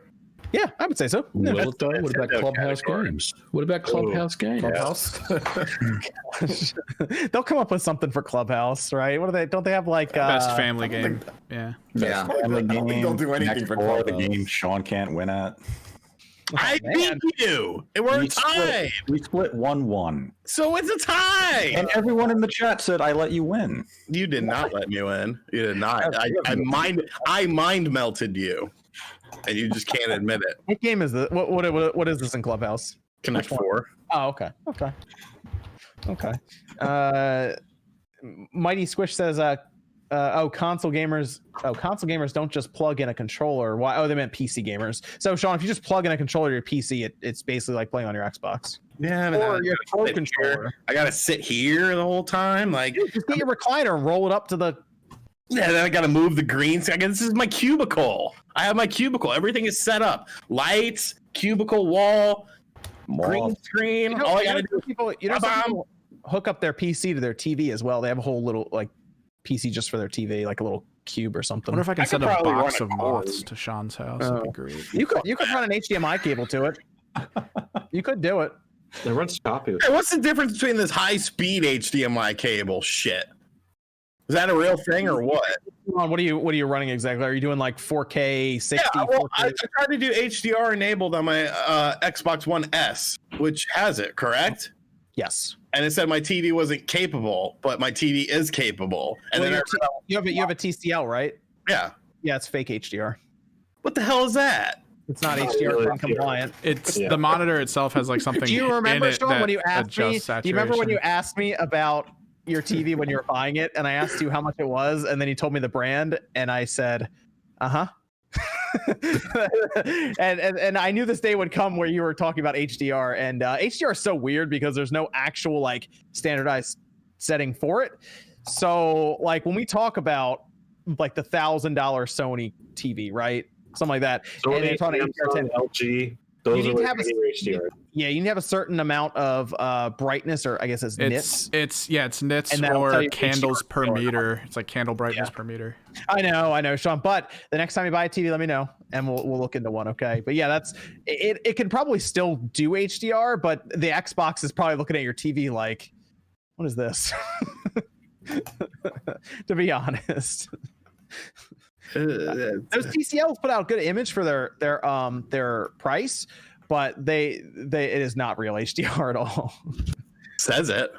I mean, that's the thing though, because HDR isn't like standardized technically, all these companies can say HDR all over the place. But TCL is good for gaming because I believe the latency is pretty low, or the lag is pretty low on it for input. Yeah. lag. Yeah. That's one of the things out. Pretty good for it. Yeah.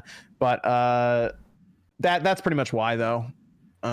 So if you end up upgrading to another TV, let me know and we can go over like the thing I hate about the HDR. The PS4 is that when I was playing The Last of Us, I wanted to obviously play in like full HDR. Like I want to take advantage of it.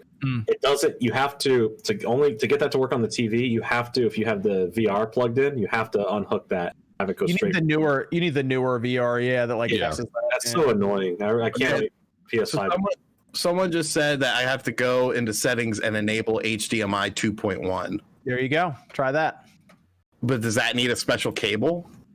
They have high-speed HDMI cables, yeah, but yours might still work because I mean, what's the Xbox One S does what 1080p at best most times. I mean, it does 4K actually for video playback and streaming. For the video playback, yeah. Maybe you do want to look into one of the higher speed HDMI cables then, if that's the case. If you're doing that, Sean. Okay. I was looking at those LGs. Those OLEDs look nice. We'll see. Here's Foxy asking thoughts on Dr. Disrespect getting banned. Oh no, that poor guy with his millions and millions of dollars. They haven't figured out what happened to him yet. No one said anything. It's still tied up in legal. Yeah, it's all just conjecture.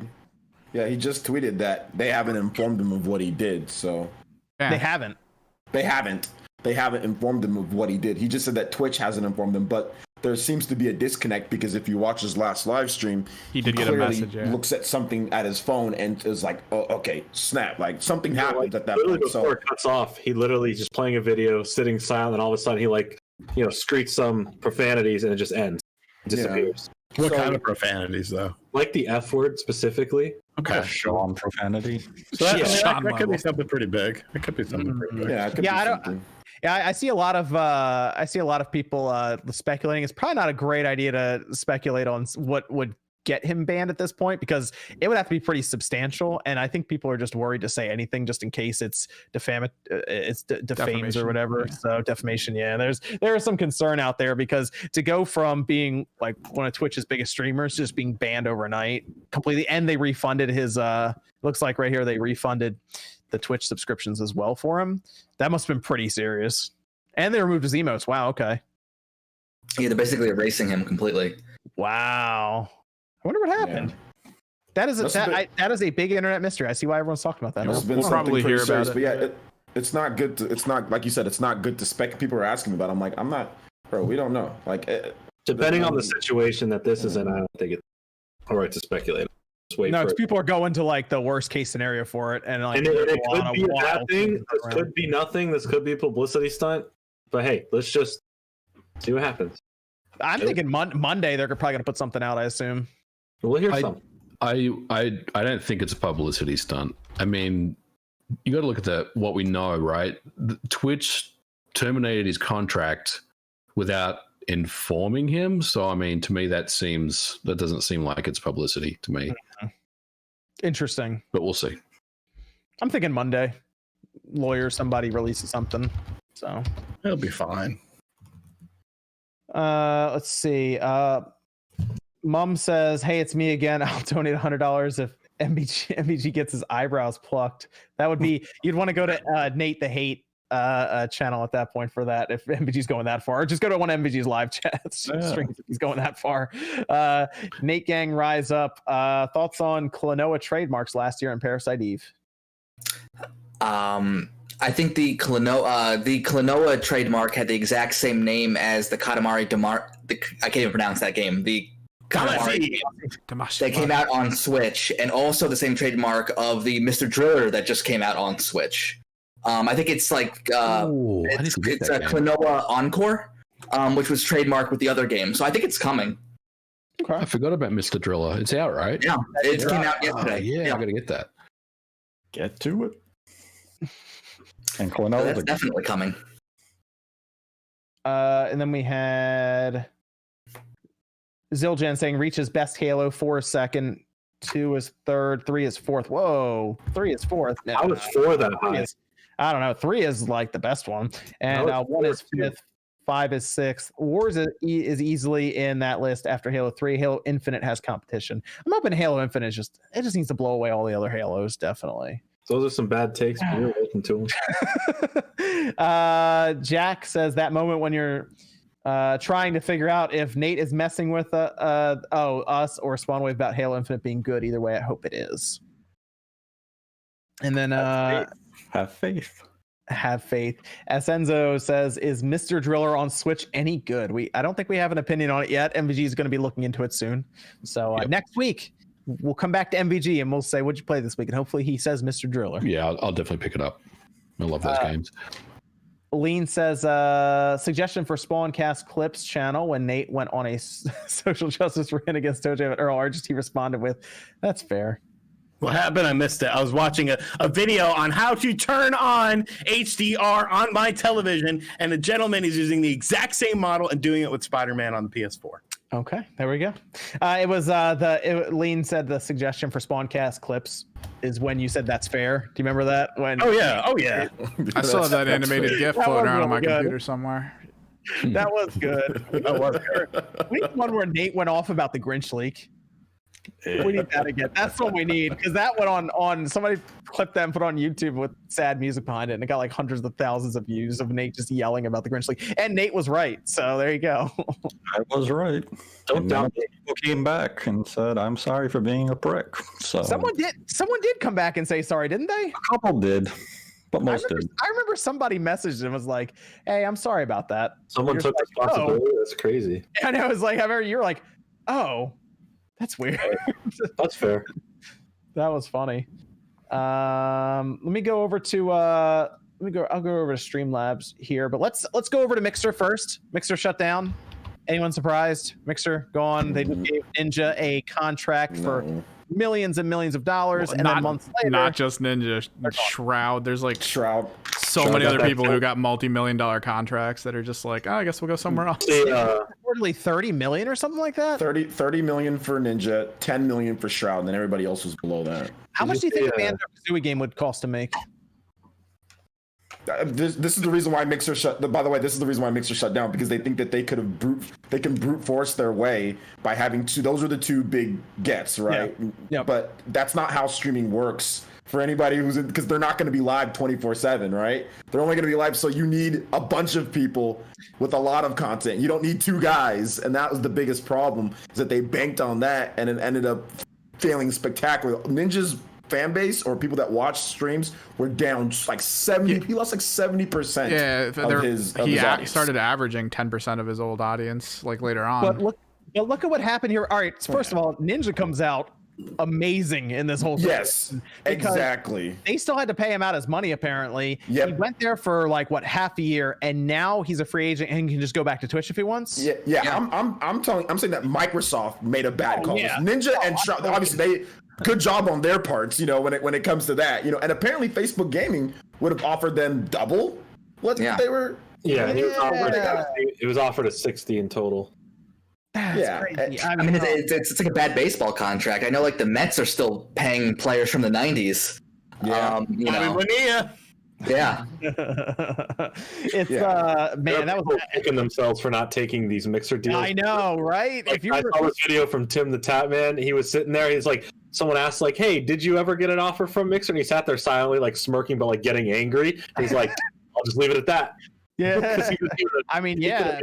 Good bag from going there and then just instantly getting out of his contract. I think Crazy. Not only Mixer, but the Microsoft Store closures that happened this week, it really shows that, anything that's non-essential right now is just going to get cut, and I think Microsoft has like this razor sharp focus on the next Xbox, the Series X at the moment, and they're just slashing anything that's non-essential. And the Microsoft stores, Mixer, both of those things don't obviously figure into their plans for the future. And I think it's really interesting that they're starting to slash a couple of things that aren't really working for them now, because Mixer hasn't really been that great for them, and the Microsoft stores are the same. They've had them for years, right? I mean, they set them up to compete with the Apple stores, but they really didn't have anywhere near the same impact as the Apple stores. But They got bodied. Everybody's in the Apple stores, but nobody goes. There's one here in the mall, and I swear I walk by, and it's just like I'll walk in to look at the surfaces, especially when we were looking at them, Evan, to pick up, and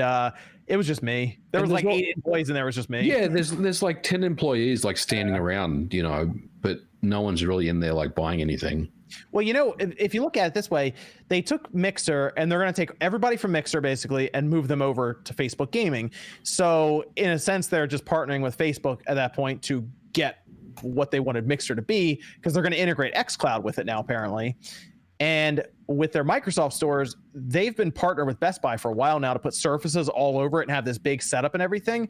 They're just doing that there as well, because all the stuff from the Microsoft store is just sold at Best Buy anyway. Yep. So like they probably look at all that stuff and is like, yeah, we don't need to do this. Although they put a lot of money into Mixer with some of those contracts. Yeah, so it's again, they probably could have made at least 2 really good games with the amount of money they paid Ninja and Shroud. Was that $40 million? And I've also heard that, if anyone moves from Mixer to Twitch, they're automatically partnered. I'm not sure if that's true, but that seems like a nice gesture. Yeah. Facebook Gaming has actually been doing it as OJ was saying Mixer should have. Instead of getting like 2 really big people, Facebook Gaming has been going out and just getting creators now on platforms to just do a series on Facebook Gaming, and they have done a bunch of them. So rather than just do like 2 really big ones, they went out and seemingly got like 100 people or something. Yeah, they went out and they paid like $100,000 contracts to people like, hey, you got to stream this amount of time for this long. Your contract will be a year, 2 years. You do 30 hours a week or 40 hours a week, whatever the case is, and we'll pay you 100 something. I mean, we'll pay you that $100,000, and like it's set. Plus, you get the tips. Plus, you get everything else. And a lot of people that's security. You know what I'm saying? That's good enough security for them to make the jump from Twitch. Zero did that. The guy, Smash Brothers player, former Smash Brothers champion. He went over. I don't know what how much his contract was, but it was a 6-figure contract. I don't know exactly how much it was, but yeah, he bounced because he's like, dude, I don't got to worry about subs anymore and like all that. Like that's all it took, and they could have gotten a ton of people to do that, to take that same thing, and had probably a lot more impact than paying 2 people $40 million. Well, I'll put it into perspective. Facebook Gaming over the last 12 months was the fastest growing streaming platform at 238% year over year, and Mixer was the worst at 0.2%. Yeah. Facebook, and that's without. Although they were willing to pay Ninja and then that, but how they got there to be at that quick by getting so many people to move over, like with their deals, So that's how they got to be. And like people hate Facebook. A lot of people hate I bet you Facebook probably paid Microsoft some money to get this all done too. So in the end, there's a chance that Microsoft probably didn't lose out on too much money with the Ninja contract and stuff. It's just it is weird to think about. They probably could have made a Banjo-Kazooie game without too much issue, and then had money left over for whatever else if they didn't sign them and put it into that. But games. So yeah. All right, that's fine. I'll go over to Streamlabs here. Bear says, love the show, been a fan for over 2 years. Just wish I could ask my Google Home to play Spawn Wave instead of World News. Thanks again, love you guys. Yeah, I don't think Google Home knows Spawn Wave News, but thank you, Bear, for tuning in. Wishbone says, why not a Dante's Inferno remake on PS5 with Unreal Engine 5? EA still owns it, and they skipped this generation to port it. You think about that? I would love that. I made a video on it. I would love to see the updated graphics for sure, and mechanics, but I would most importantly like the next game in the story of the Divine Comedy, because this is part 1 of 3, which is just the Dante's Inferno. I would like to move on to the next story and get a HD remake or remaster it with a long. If they gave it the Dark Souls or the Demon Souls treatment, that'd be fine too. I'll take that. Dante's Inferno was a fun game on the 360. It kind of got overlooked after that, though. It's like the poor man's God of War, but with also a really good Devil May Cry thrown in there too a little bit. But it's weird. It's a weird story. Like when you go through it, it gets kind of weird sometimes. I mean, I love the story of the Divine Comedy. It's one of my favorite books reading in school. So like I love the story of it. And the game was fun. Then we have Shamsa in with a $300 and a $100 donation. Shamsa. Shout outs to Shamsa. But Shamsa asks, where is Miss Click? Miss Click is busy tonight. Has some plans. I see her in the chat now. She didn't know she'd be back in time for the podcast. That was fine. So she took the night off tonight from the podcast, but she is in the chat now. I see her talking to some people. So good to see Miss Click coming by. Shamsa also got Mario Sunshine a dedication on my channel. Really? Shamsa coming through here. All right. So hold on. Which video is Shamsa having? That's a big time move by Shamsa right there. Yeah, it's the video that went up today about the Last of Us 2 petition. Yeah, I dedicated it to Shamsa, Mario Sunshine. Even had a nice picture of Mario Sunshine appear in the video. And we also had another donation from Abraham Gooner to dedicate the episode to MVG. Ain't no Abraham Lincoln, but it's all right. So we had Damn, Shamsu, you like Pokemon? dedicated to Mario Sunshine. Shamsa coming through with Sunshine though on that. That's a good move by Shamsa there. Thanks Shamsa for coming by, and thanks for making Nate dedicate a video to Mario Sunshine. That's good stuff. Thank you, Shamsa. And then Didn't she also tell you to buy a webcam with Nate? She did also tell me to buy a webcam, but then said, just kidding after. Oh. Right, you did turn it on He tonight, turned it on though. twice. You did turn. I haven't seen you turn on your webcam in a long time, so Shamsa must have had some impact on you there, Nate. I'm showing everyone I do have a webcam. I'm wearing a very hot mask in very extreme heat and humidity. So I'm putting some sacrifices on the table right now. Thanks, Shamsa, for coming by. Grubby K9 says, "Oh, Yo got a TLC, but mine has HDR, I think." Yeah, I'm looking it up. It seems like it does. I just gotta get that cable on it. Okay, Amazon probably has those. Yeah, I just ordered one. Yeah. The Xbox One X I know came with one of those cables. So they're probably not expensive. What, $10 or something? Yeah, like $12. Yeah, they're not expensive. And Mac Mega says, does new Pokemon Snap come out this year? We're not sure. I'm thinking it probably won't. It could be an early 2021 release though if it doesn't. So. I guess I'm in the boat. I'm thinking that it might. I think it might too. Because I don't know why they say coming soon. It is not. They didn't say coming. Well, it's also it said under construction. It's not ready yet. It's under construction for the rest of this year. Yes, the under construction that seems like it was part of the it's park. Not coming out this year. It seemed like it was part of the park was under construction. They were just saying that's not what that means, OJ. It's not what that means. What the hell does coming soon mean? Big green font.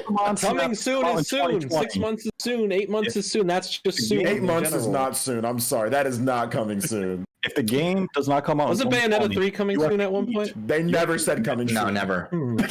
They never said a big green font coming soon. Maybe. If it doesn't come out in 2020. You have to do what? OJ will have to eat Mitch. No. I just said that it could. I'm not saying that it's definitive. I just said that it could. Come on. It seems pretty definitive. Stand your ground. I think it'll be out early 2020. You've already played this card before, Nate. We're not falling for it again. Yeah, asshole. Mystery Dungeon dropped in March, right, Jordan? Yeah. Yeah, I'm thinking around there for Pokemon Snap. If it's not this year, I'm thinking it's gonna be maybe a late February, early March release. Not a bad guess. Which I'm excited for it. I'm ready for that. What month did the original Pokemon Snap come out in? When did the original one? Yeah, what month did that come out in? Oh gosh, Let's look it up. What system? It came out in March in Japan and June for the US. So there's your window. There we go. Yes. And then Aiden Quinn says, "Quick, what's the best soundtrack in a game ever? If you answered or thought of anything other than Metal Gear Rising: Revengeance, I was just about to say that. That was a Chrono Trigger. good soundtrack. What? I mean, it's a good soundtrack. I mean, we don't got to sit there and say anything other than that. Bro, Chrono Trigger is amazing. I'd say Chrono Trigger. It's pretty. Yeah, I was about to say Octopath. It's pretty recent, but I did like Octopaths. Yeah, Astral Chain was pretty good too. Ace Combat. Oh, Ace Combat's legit. Silent Hill 2. Ace Combat is legit, the new one. Does Smash Ultimate count with its 1,000 tracks? I don't know if you could. It's almost not fair to throw Smash. That's not fair if you count Smash. That's not fair. Oh man. And then Keith says, when is RGT85 going to start an OnlyFans account? You should, RGT. You should. You make a lot of money. I'm good on that. Depends how much demonetization happens in the next few months. That is true. If I need the bag. Pictures with Mitch and the raccoon. Oh man. Dude, he grabbed my toe tonight. What? The raccoon did? Yeah. It's time to put him down.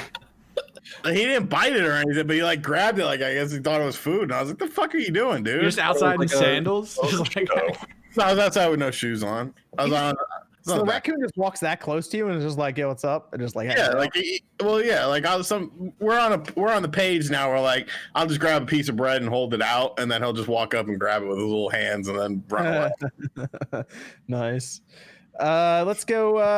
Our last topic is the Xbox Series S rumors that have popped up again. And this was weird because we had at the beginning of the week rumors I couldn't believe, which was about pricing, where someone said it was like $200 for the Series S, which is to me a little out there. I think it's gonna be $300. And then yesterday it was The Verge. Tom Warren was reporting that it'll be a good bit weaker at 4 teraflops, 7.5 gigabytes of usable RAM, but it does sound like, because it keeps popping up in these XDKs, MVG, you're familiar with some of these XDKs and all this stuff. It keeps popping up as profile modes, which if it's in the June one, that would kind of start to point to it being pretty close to being announced or being ready. It does, but it doesn't necessarily, imply that there is a Lockhart. Having a profile for one is not necessarily the same thing. But I mean, look, let's be realistic about this. There probably is a Lockhart, and it probably will get announced when Microsoft has their conference here in next month. I've been thinking about this July event coming up, because now I saw some people on Twitter from like Windows Central, I think Jez Corden said it, that the event don't expect in early July. If they go into late July, do you think they just drop the pricing for these systems? Well, I mean, when do you think Sony's going to go? Because we speculate that Sony's probably going to go in August, right? So maybe they'll do what Sony did, where this time around they'll show first party and the systems, but they won't. They'll stop short at telling us the price, and then they'll mention that kind of in August, I would think. I don't think you announce Lockhart or the Series S unless you announce pricing, because then people are going to be unsure why it even exists. But if you go, okay, yeah, it exists and it's 300, then people will be like, oh, okay, I get why it exists. It just doesn't make sense unless you have pricing next to it, I don't think. You can show it, and without giving a price, you can still say this is our entry model. It's going to come in at a lower price than the Xbox Series X, and that's enough, because you really don't have to price these systems until late August, even early September. And we know neither one of these companies wants to go first with the pricing. Yeah. Well, the other thing they could do is just the same thing Sony did, where they just show you 2 systems at the end of the presentation, and they just leave it at that. Right. And then it's really more to come, Show 2 SKUs. And we also have to, we're operating under the idea that Lockhart or S is going to be available day one alongside the Xbox Series X. I don't think it is.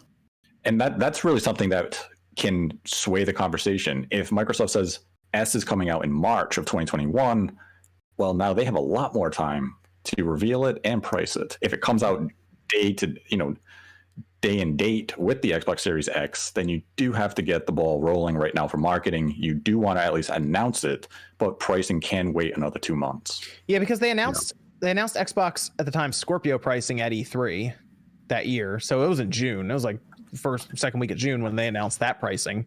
And that was a mid-gen, technically, refresh of the system. But I figure if Microsoft has the price advantage, which everyone just assumes they do at this point with Lockhart, why wouldn't you just throw it out there and have Sony have to show up and say that their system's more expensive?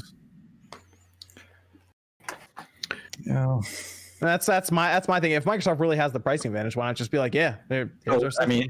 The problem with Microsoft is that the Lockhart is going to be, for lack of a better word, the lesser Xbox. It's not going to have the power of the Xbox Series X, whereas Sony has 2 SKUs and it's the exact same PlayStation 5. With the Xbox Series X, it's important for Microsoft to either have price parity with Sony or possibly come in less if they can, which they, it's very unlikely that they do, but they need to force, I think, right? Yeah, they have to force Sony to come in and match them on pricing. They know they have the advantage with Lockhart. They're going to have the cheapest SKU available of next-gen systems, but they also have to make it clear that this is not going to have all the performance of their premium high-end model. You're going to play the same games, but how do you sell this to people without making them feel like they're buying an inferior product? And that's where Microsoft's marketing has to nail every part of the messaging when it comes to Lockhart. There was talk about the system maybe even looking a little different than we were expecting it to, because I just think it should be a little cube, like half the size of the Series X, like literally cut the top off of it.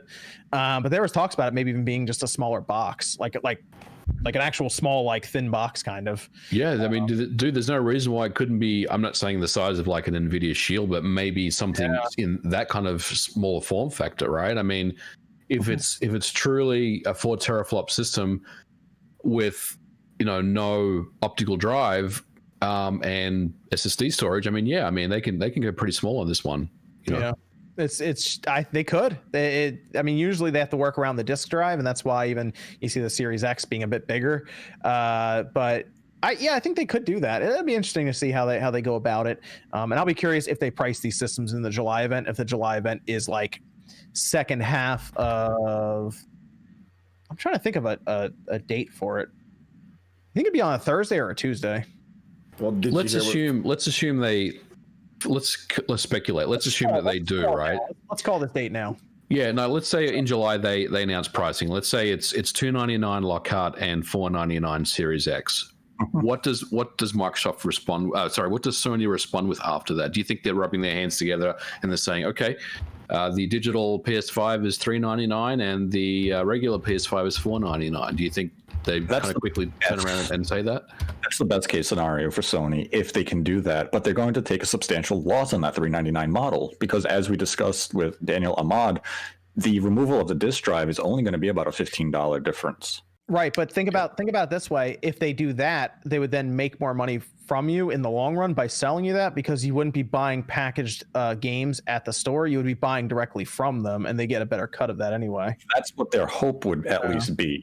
But I mean, retail is still a large percentage of the market, and you also have to convince the consumer. Even if you do go digital with the majority of your software, if for an extra $100, I still have the option of buying a disc.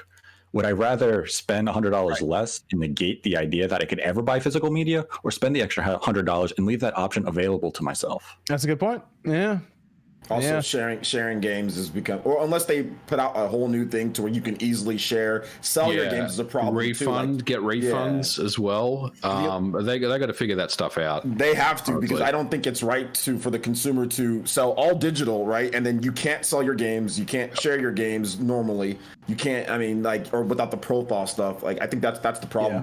With that, not being able to sell them and stuff. So I don't know if they're going to do anything. I don't think they're going to do anything. It was interesting to think that that Cooking Mama debacle was around them originally looking into doing like blockchain sort of, or some sort of algorithm so that each game could have its own code essentially that you would give it value. That is something to think about going forward, because that might pop up again down the road. But all right, so what day do you think in July it'll happen?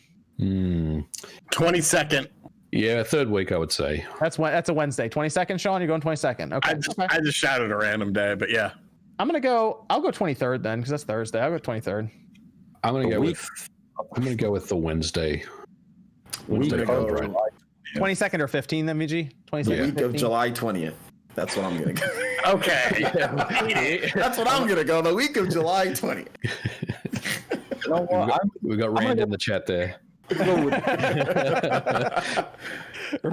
said that before him, though. I didn't see that. What are you guys talking about? I totally said that before he did. So I'm right. He got that from me. Yeah, I'm going the 23rd then. I'm sticking 23rd on mine. Sean's doing 22nd. But did you guys hear what Phil Spencer said, though? What? Yeah. On Twitter? How he said that? He said after he saw, or it was on an article, he said after he saw the Sony event, he feels pretty good. He should, yeah. He should. They didn't date anything for the holiday other than Spider-Man. Sony's presentation was good, but it didn't deliver that knockout blow, honestly. Yeah. Yeah, I was expecting because when I think of knockout blows, I think of everything Microsoft has done in the past. Halo Infinite, man, it's coming.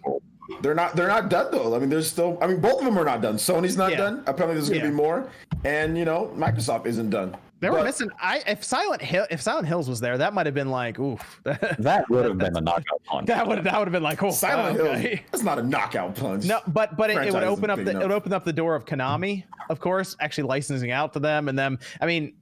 for the word of Silent Hills, what was going around with that, it sounded pretty ridiculous. So, But Sony did have bug snacks. Bug snacks. Looks very good. Hey, what if Microsoft comes out with Untitled Goose Game 2? The goosening. Yes. Yes, it'll. I'm excited for the Microsoft event as well, just to see what they have for us, and I got to see that date for Halo Infinite. All right, let's go over to super chats as we finish up here. God's Geek says, I know everyone else is talking. I'm just watching Sean eat. Those are some good pickles, man. Clausen pickles. You're eating pickles? Great pickles. Yeah.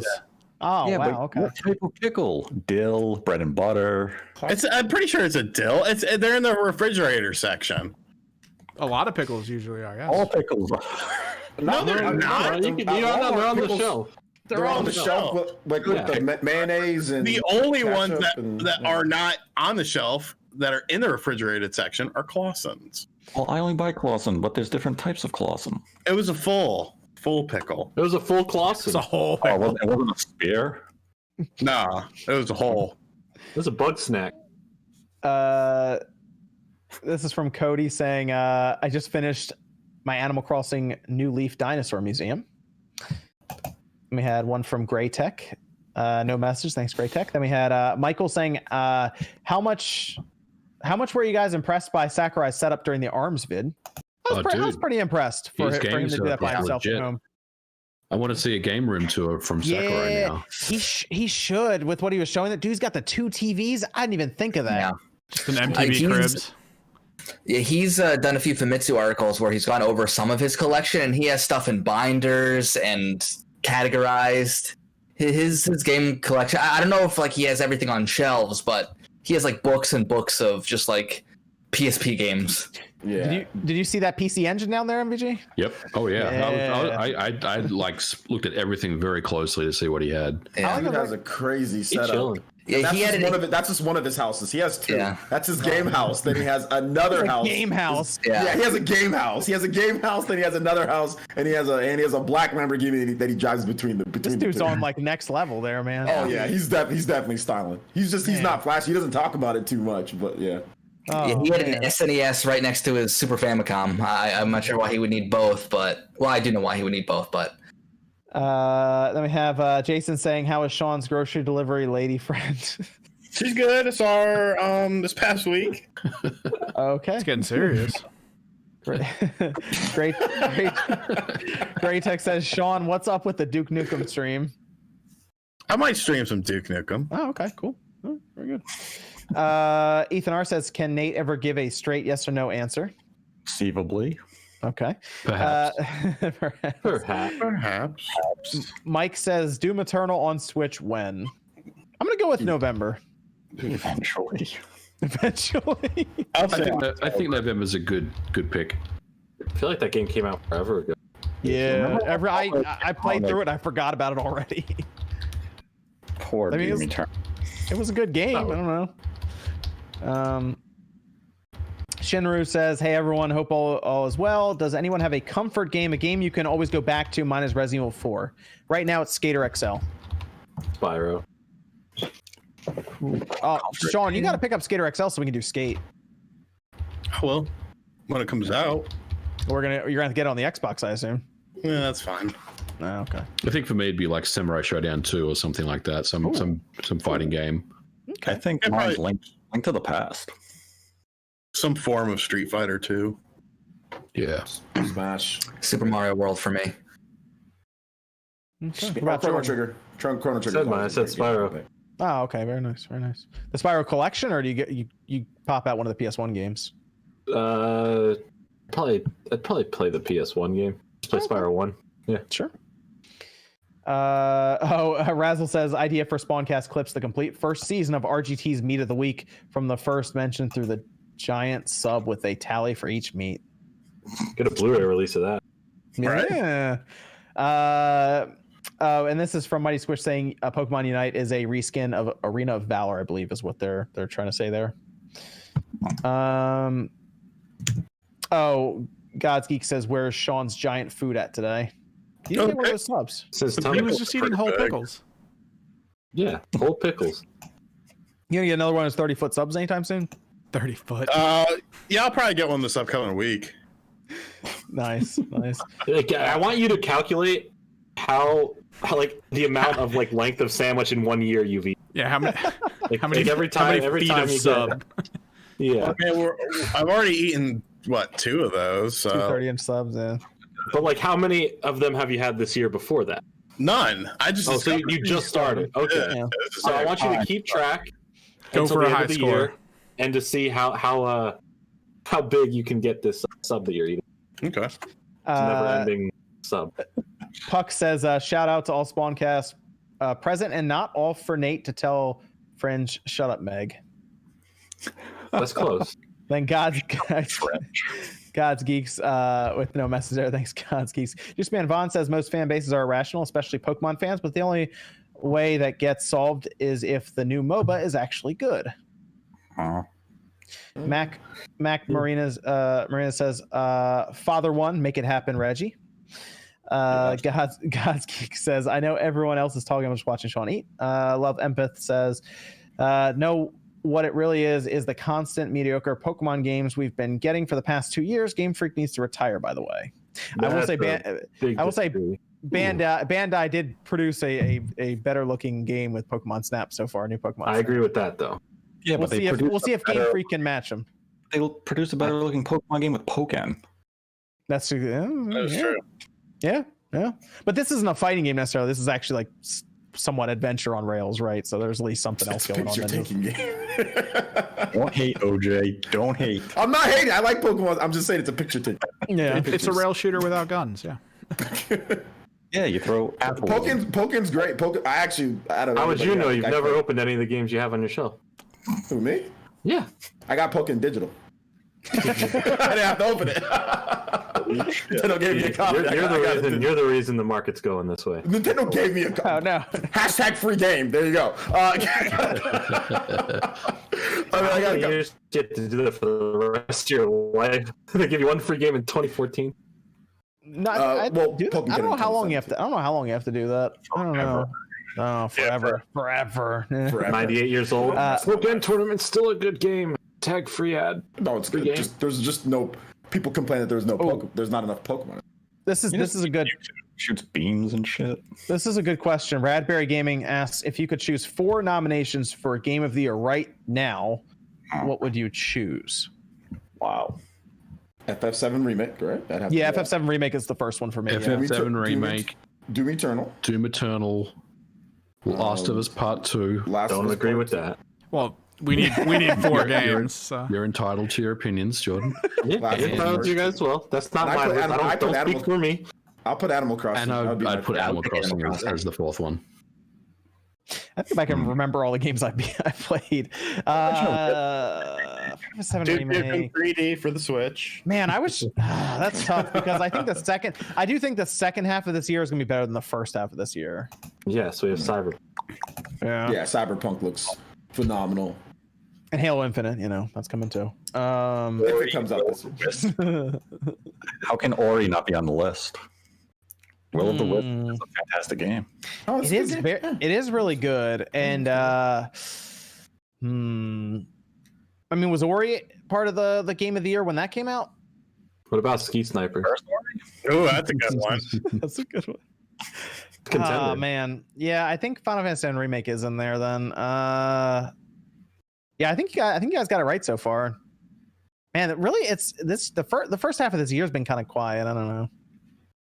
Those are all really good. I mean, reviews-wise, those are all really good games, really highly rated. So yeah, because people are gonna look at it and say top Metacritic and all that stuff, and try to. Those are all 90 and above. So yeah. Oh no, except for Final Fantasy. That's the lowest. That's like an 87 or 88. But I'm seeing a lot of mention of Ski Sniper in the chat. Oh boy, they know what's up. You made a lot of money off that game, didn't you? For you creating it secretly. Yeah, I made a whole 0. GPR 47 says, "What's your opinion on a sequel of Hot Shots Golf Out of Bounds on the PS5 with character from Last of Us. That would be amazing. Yes. Okay, this got even better. I was already sold on the Hot Shots part. Now you really sold me. Oh no! It's a good crossover. Everybody's golf. I'm down. Do that. Everybody's golf. That's not funny. All right. Tori says, does anyone have an update on the Atari VCS? All right, good news, everyone. Okay. Oh god. The Atari VCS. I'm not even kidding. I'm about this is real. What I'm about to tell you. They sent me a picture of them unloading systems off of the truck. This went to my email, and I was like, "This is amazing. It's actually happening." And if you read further down, it says, we're all really excited because we got 96 of them in. And Aren't they for developers? I have no idea who they're for. They didn't say. They just said we got 96 of them in, and then they went on to say the other 10,000 are still coming. I said, "All right, sure then. hope so. Okay." Yeah. So, I'm gonna get mine before the end of this year. I don't know. You're not. If you're lucky, I doubt it. They took pictures of it with the box open and everything. So like of one and like wrapped. I don't know. They should just send me mine. I'm be honest. I don't think they have 10 developers who are asking for one. So just send me mine. Bob says, The Last of Us 2 equals new Mario Sunshine for how divisive it is. No, I would say Last of Us 2 is the new Death Stranding. Yeah. And we just got done Death Stranding. So Wait, what do you mean by the new Death Strand? like because it was so like some people really liked it and some people just hated the game, right? Last of Us 2 is like that too. So Okay. yeah, just back and forth how polarizing it is. Like those are two polarizing games in a row now for Sony, right? I mean, Final Fantasy VII Remake is technically a timed exclusive, but like maybe Ghost will break that I trend. think people will generally like Ghost because it's a new IP, so there's nothing to compare it to or say like, because that's the biggest thing. Like with Death Stranding, you're comparing it to like, well, what did Kojima do before? Last of Us, you're comparing it to the first game. What happened there? This one's a whole new. Unless you want to compare it to like Infamous Second Son, but it's a completely different thing. You know, completely different. It looks good, man. I really hope that game is at least above average. You get those big open world games, and you know there are a lot more issues that can pop up. So I hope so. I really wanted to weigh the Samurai game, and this looks like it's like as close as I'm gonna get for a while. 85 minimum Metacritic. 85 minimum. Yeah, I think it'll do well. I mean, it's been around. It's been around for a while. I feel like the game is significantly polished. I think it's going to be good. Yeah, if it's mid 80s, I'll be happy with that. Absolutely. Then what's that? Said mid 80s. Good time. Mid 80s, yeah. Van City says, "Can you guys do a video on what monitors to get or recommend for next generation consoles?" Ooh, on newer monitors. We'd be looking at 120 hertz monitors and stuff like that. I would just say check out Digital Foundry. I'm sure they'll do some type of review on. I'll be curious if monitors. if ultra wide monitors become more of a normal thing for next gen systems if they try to. I doubt it. Yeah, not ultra. You think so? I don't think so, man.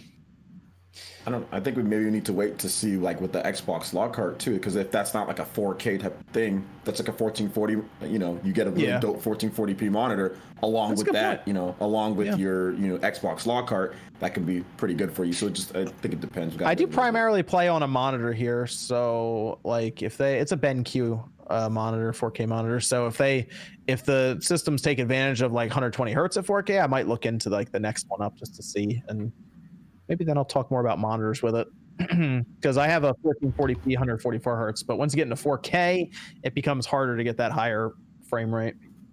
I think Forza is going to do 4K at 120, by the way. Yeah, I think it's going to happen. Yeah. And then Mitch says Microsoft's going to blow us away in July by announcing new versions of Kakuto Chojin, Tao Fang, Nightcaster, and Asmeric Rise of Pereth. Wow, you went to the Xbox section and just went right to the bottom. Seriously, no, I listen every Saturday. I think they're just messing around. I mean, didn't Kakuto Chojin get like recalled? Did it? I think they recalled the initial batch because the music had some phrases in it that they wanted to remove, and you couldn't patch the game. So I remember it was visually Tao Feng was Wasn't it John Tobias's game after he split from Ed Boon and did his own fighting game or something? I remember that game. I remember that game being really cool because it had like character damage, I think. That's the one where you can break someone's arm and they can't use it anymore. Yeah, it was an interesting take, but it wasn't a great game. Yeah. And then a couple more here. MVG and or Spawnwave, I'd love to see you guys overclock a Nintendo 64 and reporting differences in game performance. Thanks and keep up the good work. I think you can use it like most emulators will allow you to overclock, and you can get a really good idea about how things run with overclocking. Like there's some of the newer N64 emulators, you can run everything at 60. Like you can even run Mario, and Zelda, Ocarina of Time, which is notorious for running at like 15 frames a second. You can run it at 60. So I would just say just create an emulator. I think it's the best way to do it. And then David says, why doesn't Nate use cam? That was around the time he turned it on again. Yeah, summoned the camera. Sonic Boom says, also, MVG, did you notice any significant jumps in performance with Skyrim on an overclocked Switch? If so, could you show us one day? I have actually done that overclock Skyrim on the Switch. You can get it to run at 60, not locked at 60, but you can get it to run at 60. It's actually pretty impressive. Wow. Okay. Yep. Interesting. Yep. I didn't think anyone cared about it though, so I didn't think it was that interesting. But yeah, I may revisit it one day. Well, you could just do like just a couple of maybe just a bunch of overclocked games on the Switch or something with that. Paul asks, who shows their face first, Nate or Master Chief? Nate's shown his face before, just not live. He showed pictures of it before. Oh yeah. He's shown a picture, right? Yeah. Yeah, it was a couple months ago. You used to use a picture of yourself from like 10 years ago or something. That counts. And don't worry, if we ever meet up with him at a convention, we'll like start up a quick live stream. We're gonna be like Nate's face reveal. I don't allow pictures. So if you see that happen, click on it as fast as you can because Nate's probably swatting the phone out of someone's hand. I will have a mask on. Game Knob says I'd pay $5 a month to watch Sean eat milk-soaked Taco Bell. Hashtag OnlyFans. It's not bad. Alcatraz says, when do you think Xbox One backwards compatibility will start up again? I assume with the reveal, I bet that might be a big part of the series because that whole team moved on to the next system. Yep, so. I think it will be a part of their plans for the presentation. Very talented team, by the way. David says Axiom Verge has the best soundtrack ever. Michael Riley says, what are best blogs and websites for rumors and news?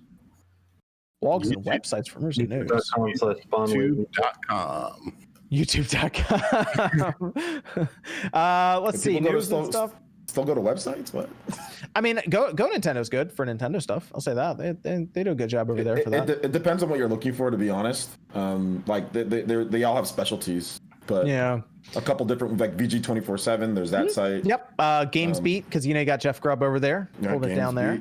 Gamatsu has a couple different things. Gamatsu is very good there. For Japanese, more type of stuff there.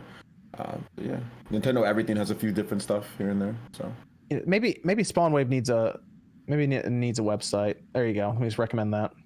Yeah, running websites. That's fun. Matthew says, would you have beat 'em ups or Wolf Den on this podcast? Never. They've both been on here multiple times. We can get Bob or Wolf back on. Bob or Wood back on. You can get them both on. We could play a game. Can we get them?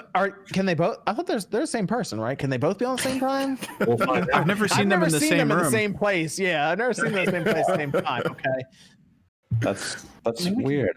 Wolf is the only other person aside from Fringe who has seen my face. Wolf has seen. Maybe he could draw you. He's good at drawing. He could draw you out and be like, "This is what he looks like." Let's see a piece of paper. I can draw him real quick. Xbox July event. That's from Rand. We'll have Rand on after that July event actually, so we can talk a bit about what he thought about the games with us, the Xbox event. Matthew says, "Do you think Microsoft run into the branding problem with the Wii U did by not aiming their new console, naming it the Xbox 2. I think they're going to have a big marketing blitz for this series stuff, and I think it's just going to be Xbox Series, and I'll have all kinds of stuff with it. So that's why they closed down Mixer. to get that budget for the marketing for the Xbox Series X. It's almost like how people like the Tesla cars. People really don't have a hard time figuring out which car is which with that. So when the new Xbox comes out, there's not going to be any issues with people not knowing. It's just look, this is give me the new Xbox. That's really what it's going to. As long as they don't have the One S and the One X on the shelf next to it, for the most part, I think they'll be okay. Like if they have like 8 Xboxes in front of you and they're all over the place. I'm also saying people also I think people underestimate like the power of a cell phone when you go out. I mean, like a lot of times if people don't know, they will literally look in the stores. I used to work retail, and in stores, and people will just look. If they don't know something, they will look it up on their cell phone. So I think the Wii U era, like that whole thing was stupid because of the way that it first. Nothing's ever replicated that same thing. I don't think this is going to be anywhere near. People didn't even know if it was a console. I just thought it was a tablet at the time when it first showed it. Yeah, it's not. There's nothing that's going to replicate what happened there. Zach says this is for Sean. Clausen pickles are the best. Not wrong. Mark says if E3 happened this year and Sega revealed Game Gear mini handhelds, would they have been laughed off the stage? Yes, Probably. Probably, because it still takes AAAs. Sakon 10 says, how can Inafune redeem himself? If Azure Striker 3 is good, which he's part of that project. Yes, that just got announced, and it's looking good so far. So he definitely redeemed himself there. Venicera says, great Spawncast. Shout outs to MVG and Nate the Hate. All right, you're Ryan says,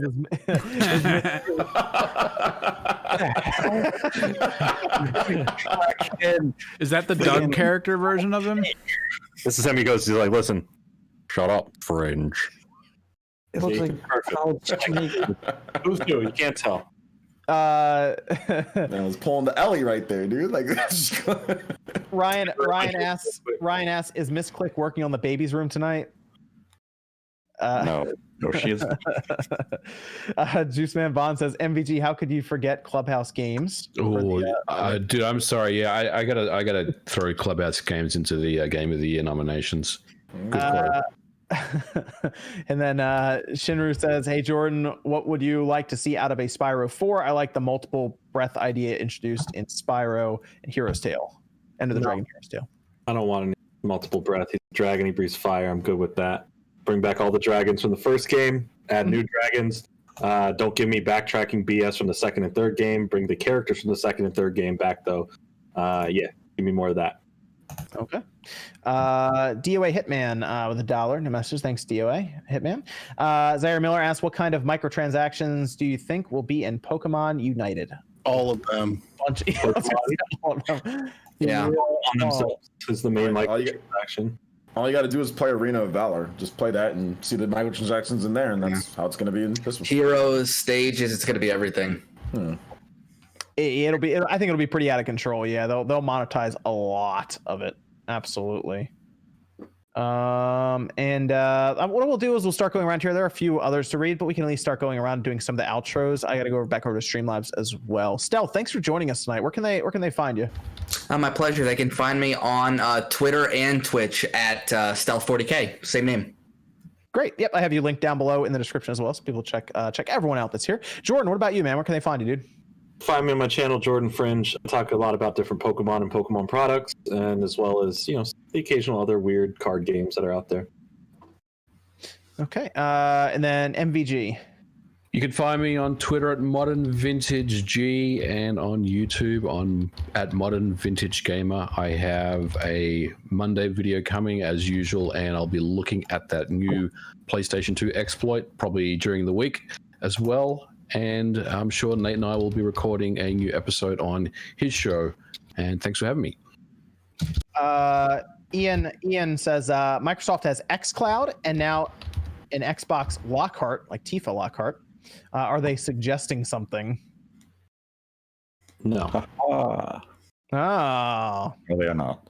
Oh. They're playing around with some of the naming, and it's going to be Xbox Lockhart's just a code name. It'll be, let's be real, it's probably going to be Series S. That's what we all expect it to be called. What if it's just a new letter? It's just a new one. They can't call it. They can't call it the Series L. They can't put an L. L or F. Series T. The Series T.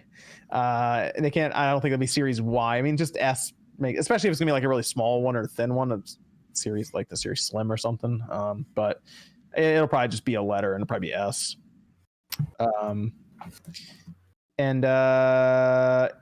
And donated and said, if Lockhart really is that much weaker, does that mean all cross-platform games will be gimped by its specs? That'd be pretty annoying. From what we heard, it looks like the CPUs are basically going to be the same.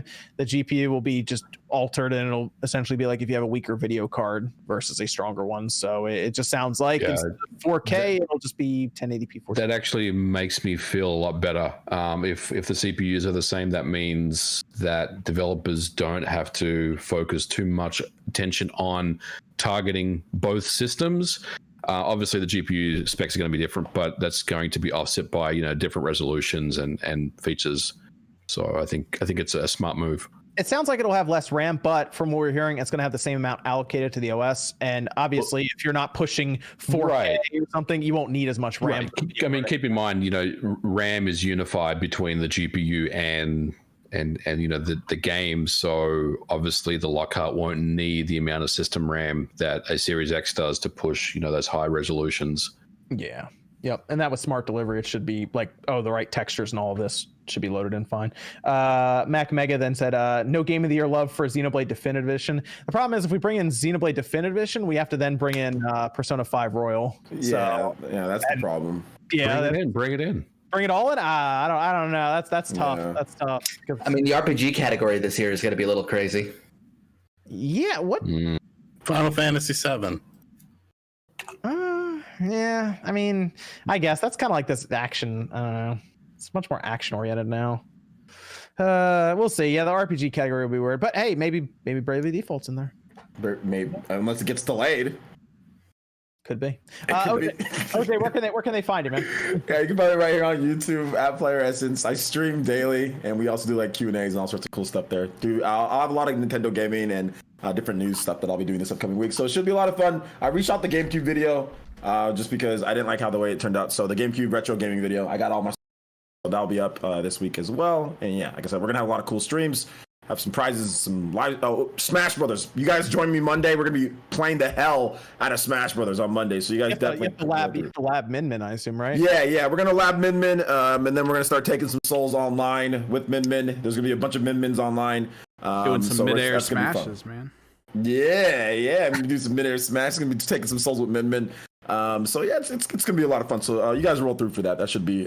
For those who are wondering, Min Min should be dropping around 5 o'clock Western or PT Pacific time. So like 8 o'clock Eastern. So that's when I think she should be dropping around that time. So just for those people who are wondering, because Nintendo didn't give a time, but it's usually right around that time. So there you go. And then what about Sean? You can find me on RGT85 on the YouTubes. I'm going to make a video. I want to talk about some Xbox Series X stuff because there's been, we touched on some stuff that's happened over the past week, and I kind of want to dive in more to it. I do want to say that I will not be on next week's show, however. Next Saturday is actually my birthday, so I'll be out doing stuff, I guess. I'm probably going to do a live stream either Friday or Sunday, probably Sunday, because Friday my uncle is also having a party. So yeah, I won't be on next week though. Okay, that'll work. And then real quick, we had ODG Dorkman asking, will Cyberpunk be too late for the Game Awards? We talked about that earlier. We don't think so, because they'll probably get review codes super early, and it'll be a big time hype game for the year that people expect to be a Game of the Year contender. So I'm sure. Remember Death Stranding last year had like codes like a month before the game came out or something. Yeah. So I would expect a very similar type of thing. And then Juice Man Vaughn says, let's watch OJ get bodied on stream Monday. It's not happening. The last time we had a character was Terry, all right? And I was not getting bodied with Terry. I was bodying other people with Terry. I had no idea how to use him. And also the other character that came out, Byleth, was not getting bodied with. I was taking souls with Byleth as well. Got Byleth to Elite Smash on the first day that I got Byleth. Was already in Elite Smash. So stop it, Juice. Stop it. You already know that's not going to happen. And then Nate, you want to finish up? Sure. Find me on YouTube at Nate the Hate. Or you can find me on Direct Feed Games on the Nate the Hate channel. There is a podcast with MVG up right now where we talk about the Last of Us 2 petition, where fans demanded a change of story. We discuss that and whether it is a realistic proposition or if it's just toxic fan entitlement. So you should give that a listen. And you'll also find that Mario Sunshine has a dedication in that video, thanks to Shamsa. And it was MVG Appreciation Day, so let's give a round of applause to MVG and appreciate him today. Yay. Hey. Thanks everyone for joining us tonight on the Spawncast episode 169. John then asked, what headsets do you guys use? I have, Steel these Series. are Sony MD something. I've studio got the headset. HyperX ones. And then for Xbox or PlayStation, I have a pair of Astros. They're the ones that just normal wired ones that plugs in. They're like the A10s or something. Yep, that's gonna do it here for Spawncast episode 169. We'll be back next Saturday night, 9 p.m. Eastern time. We'll see you guys then. I am Master.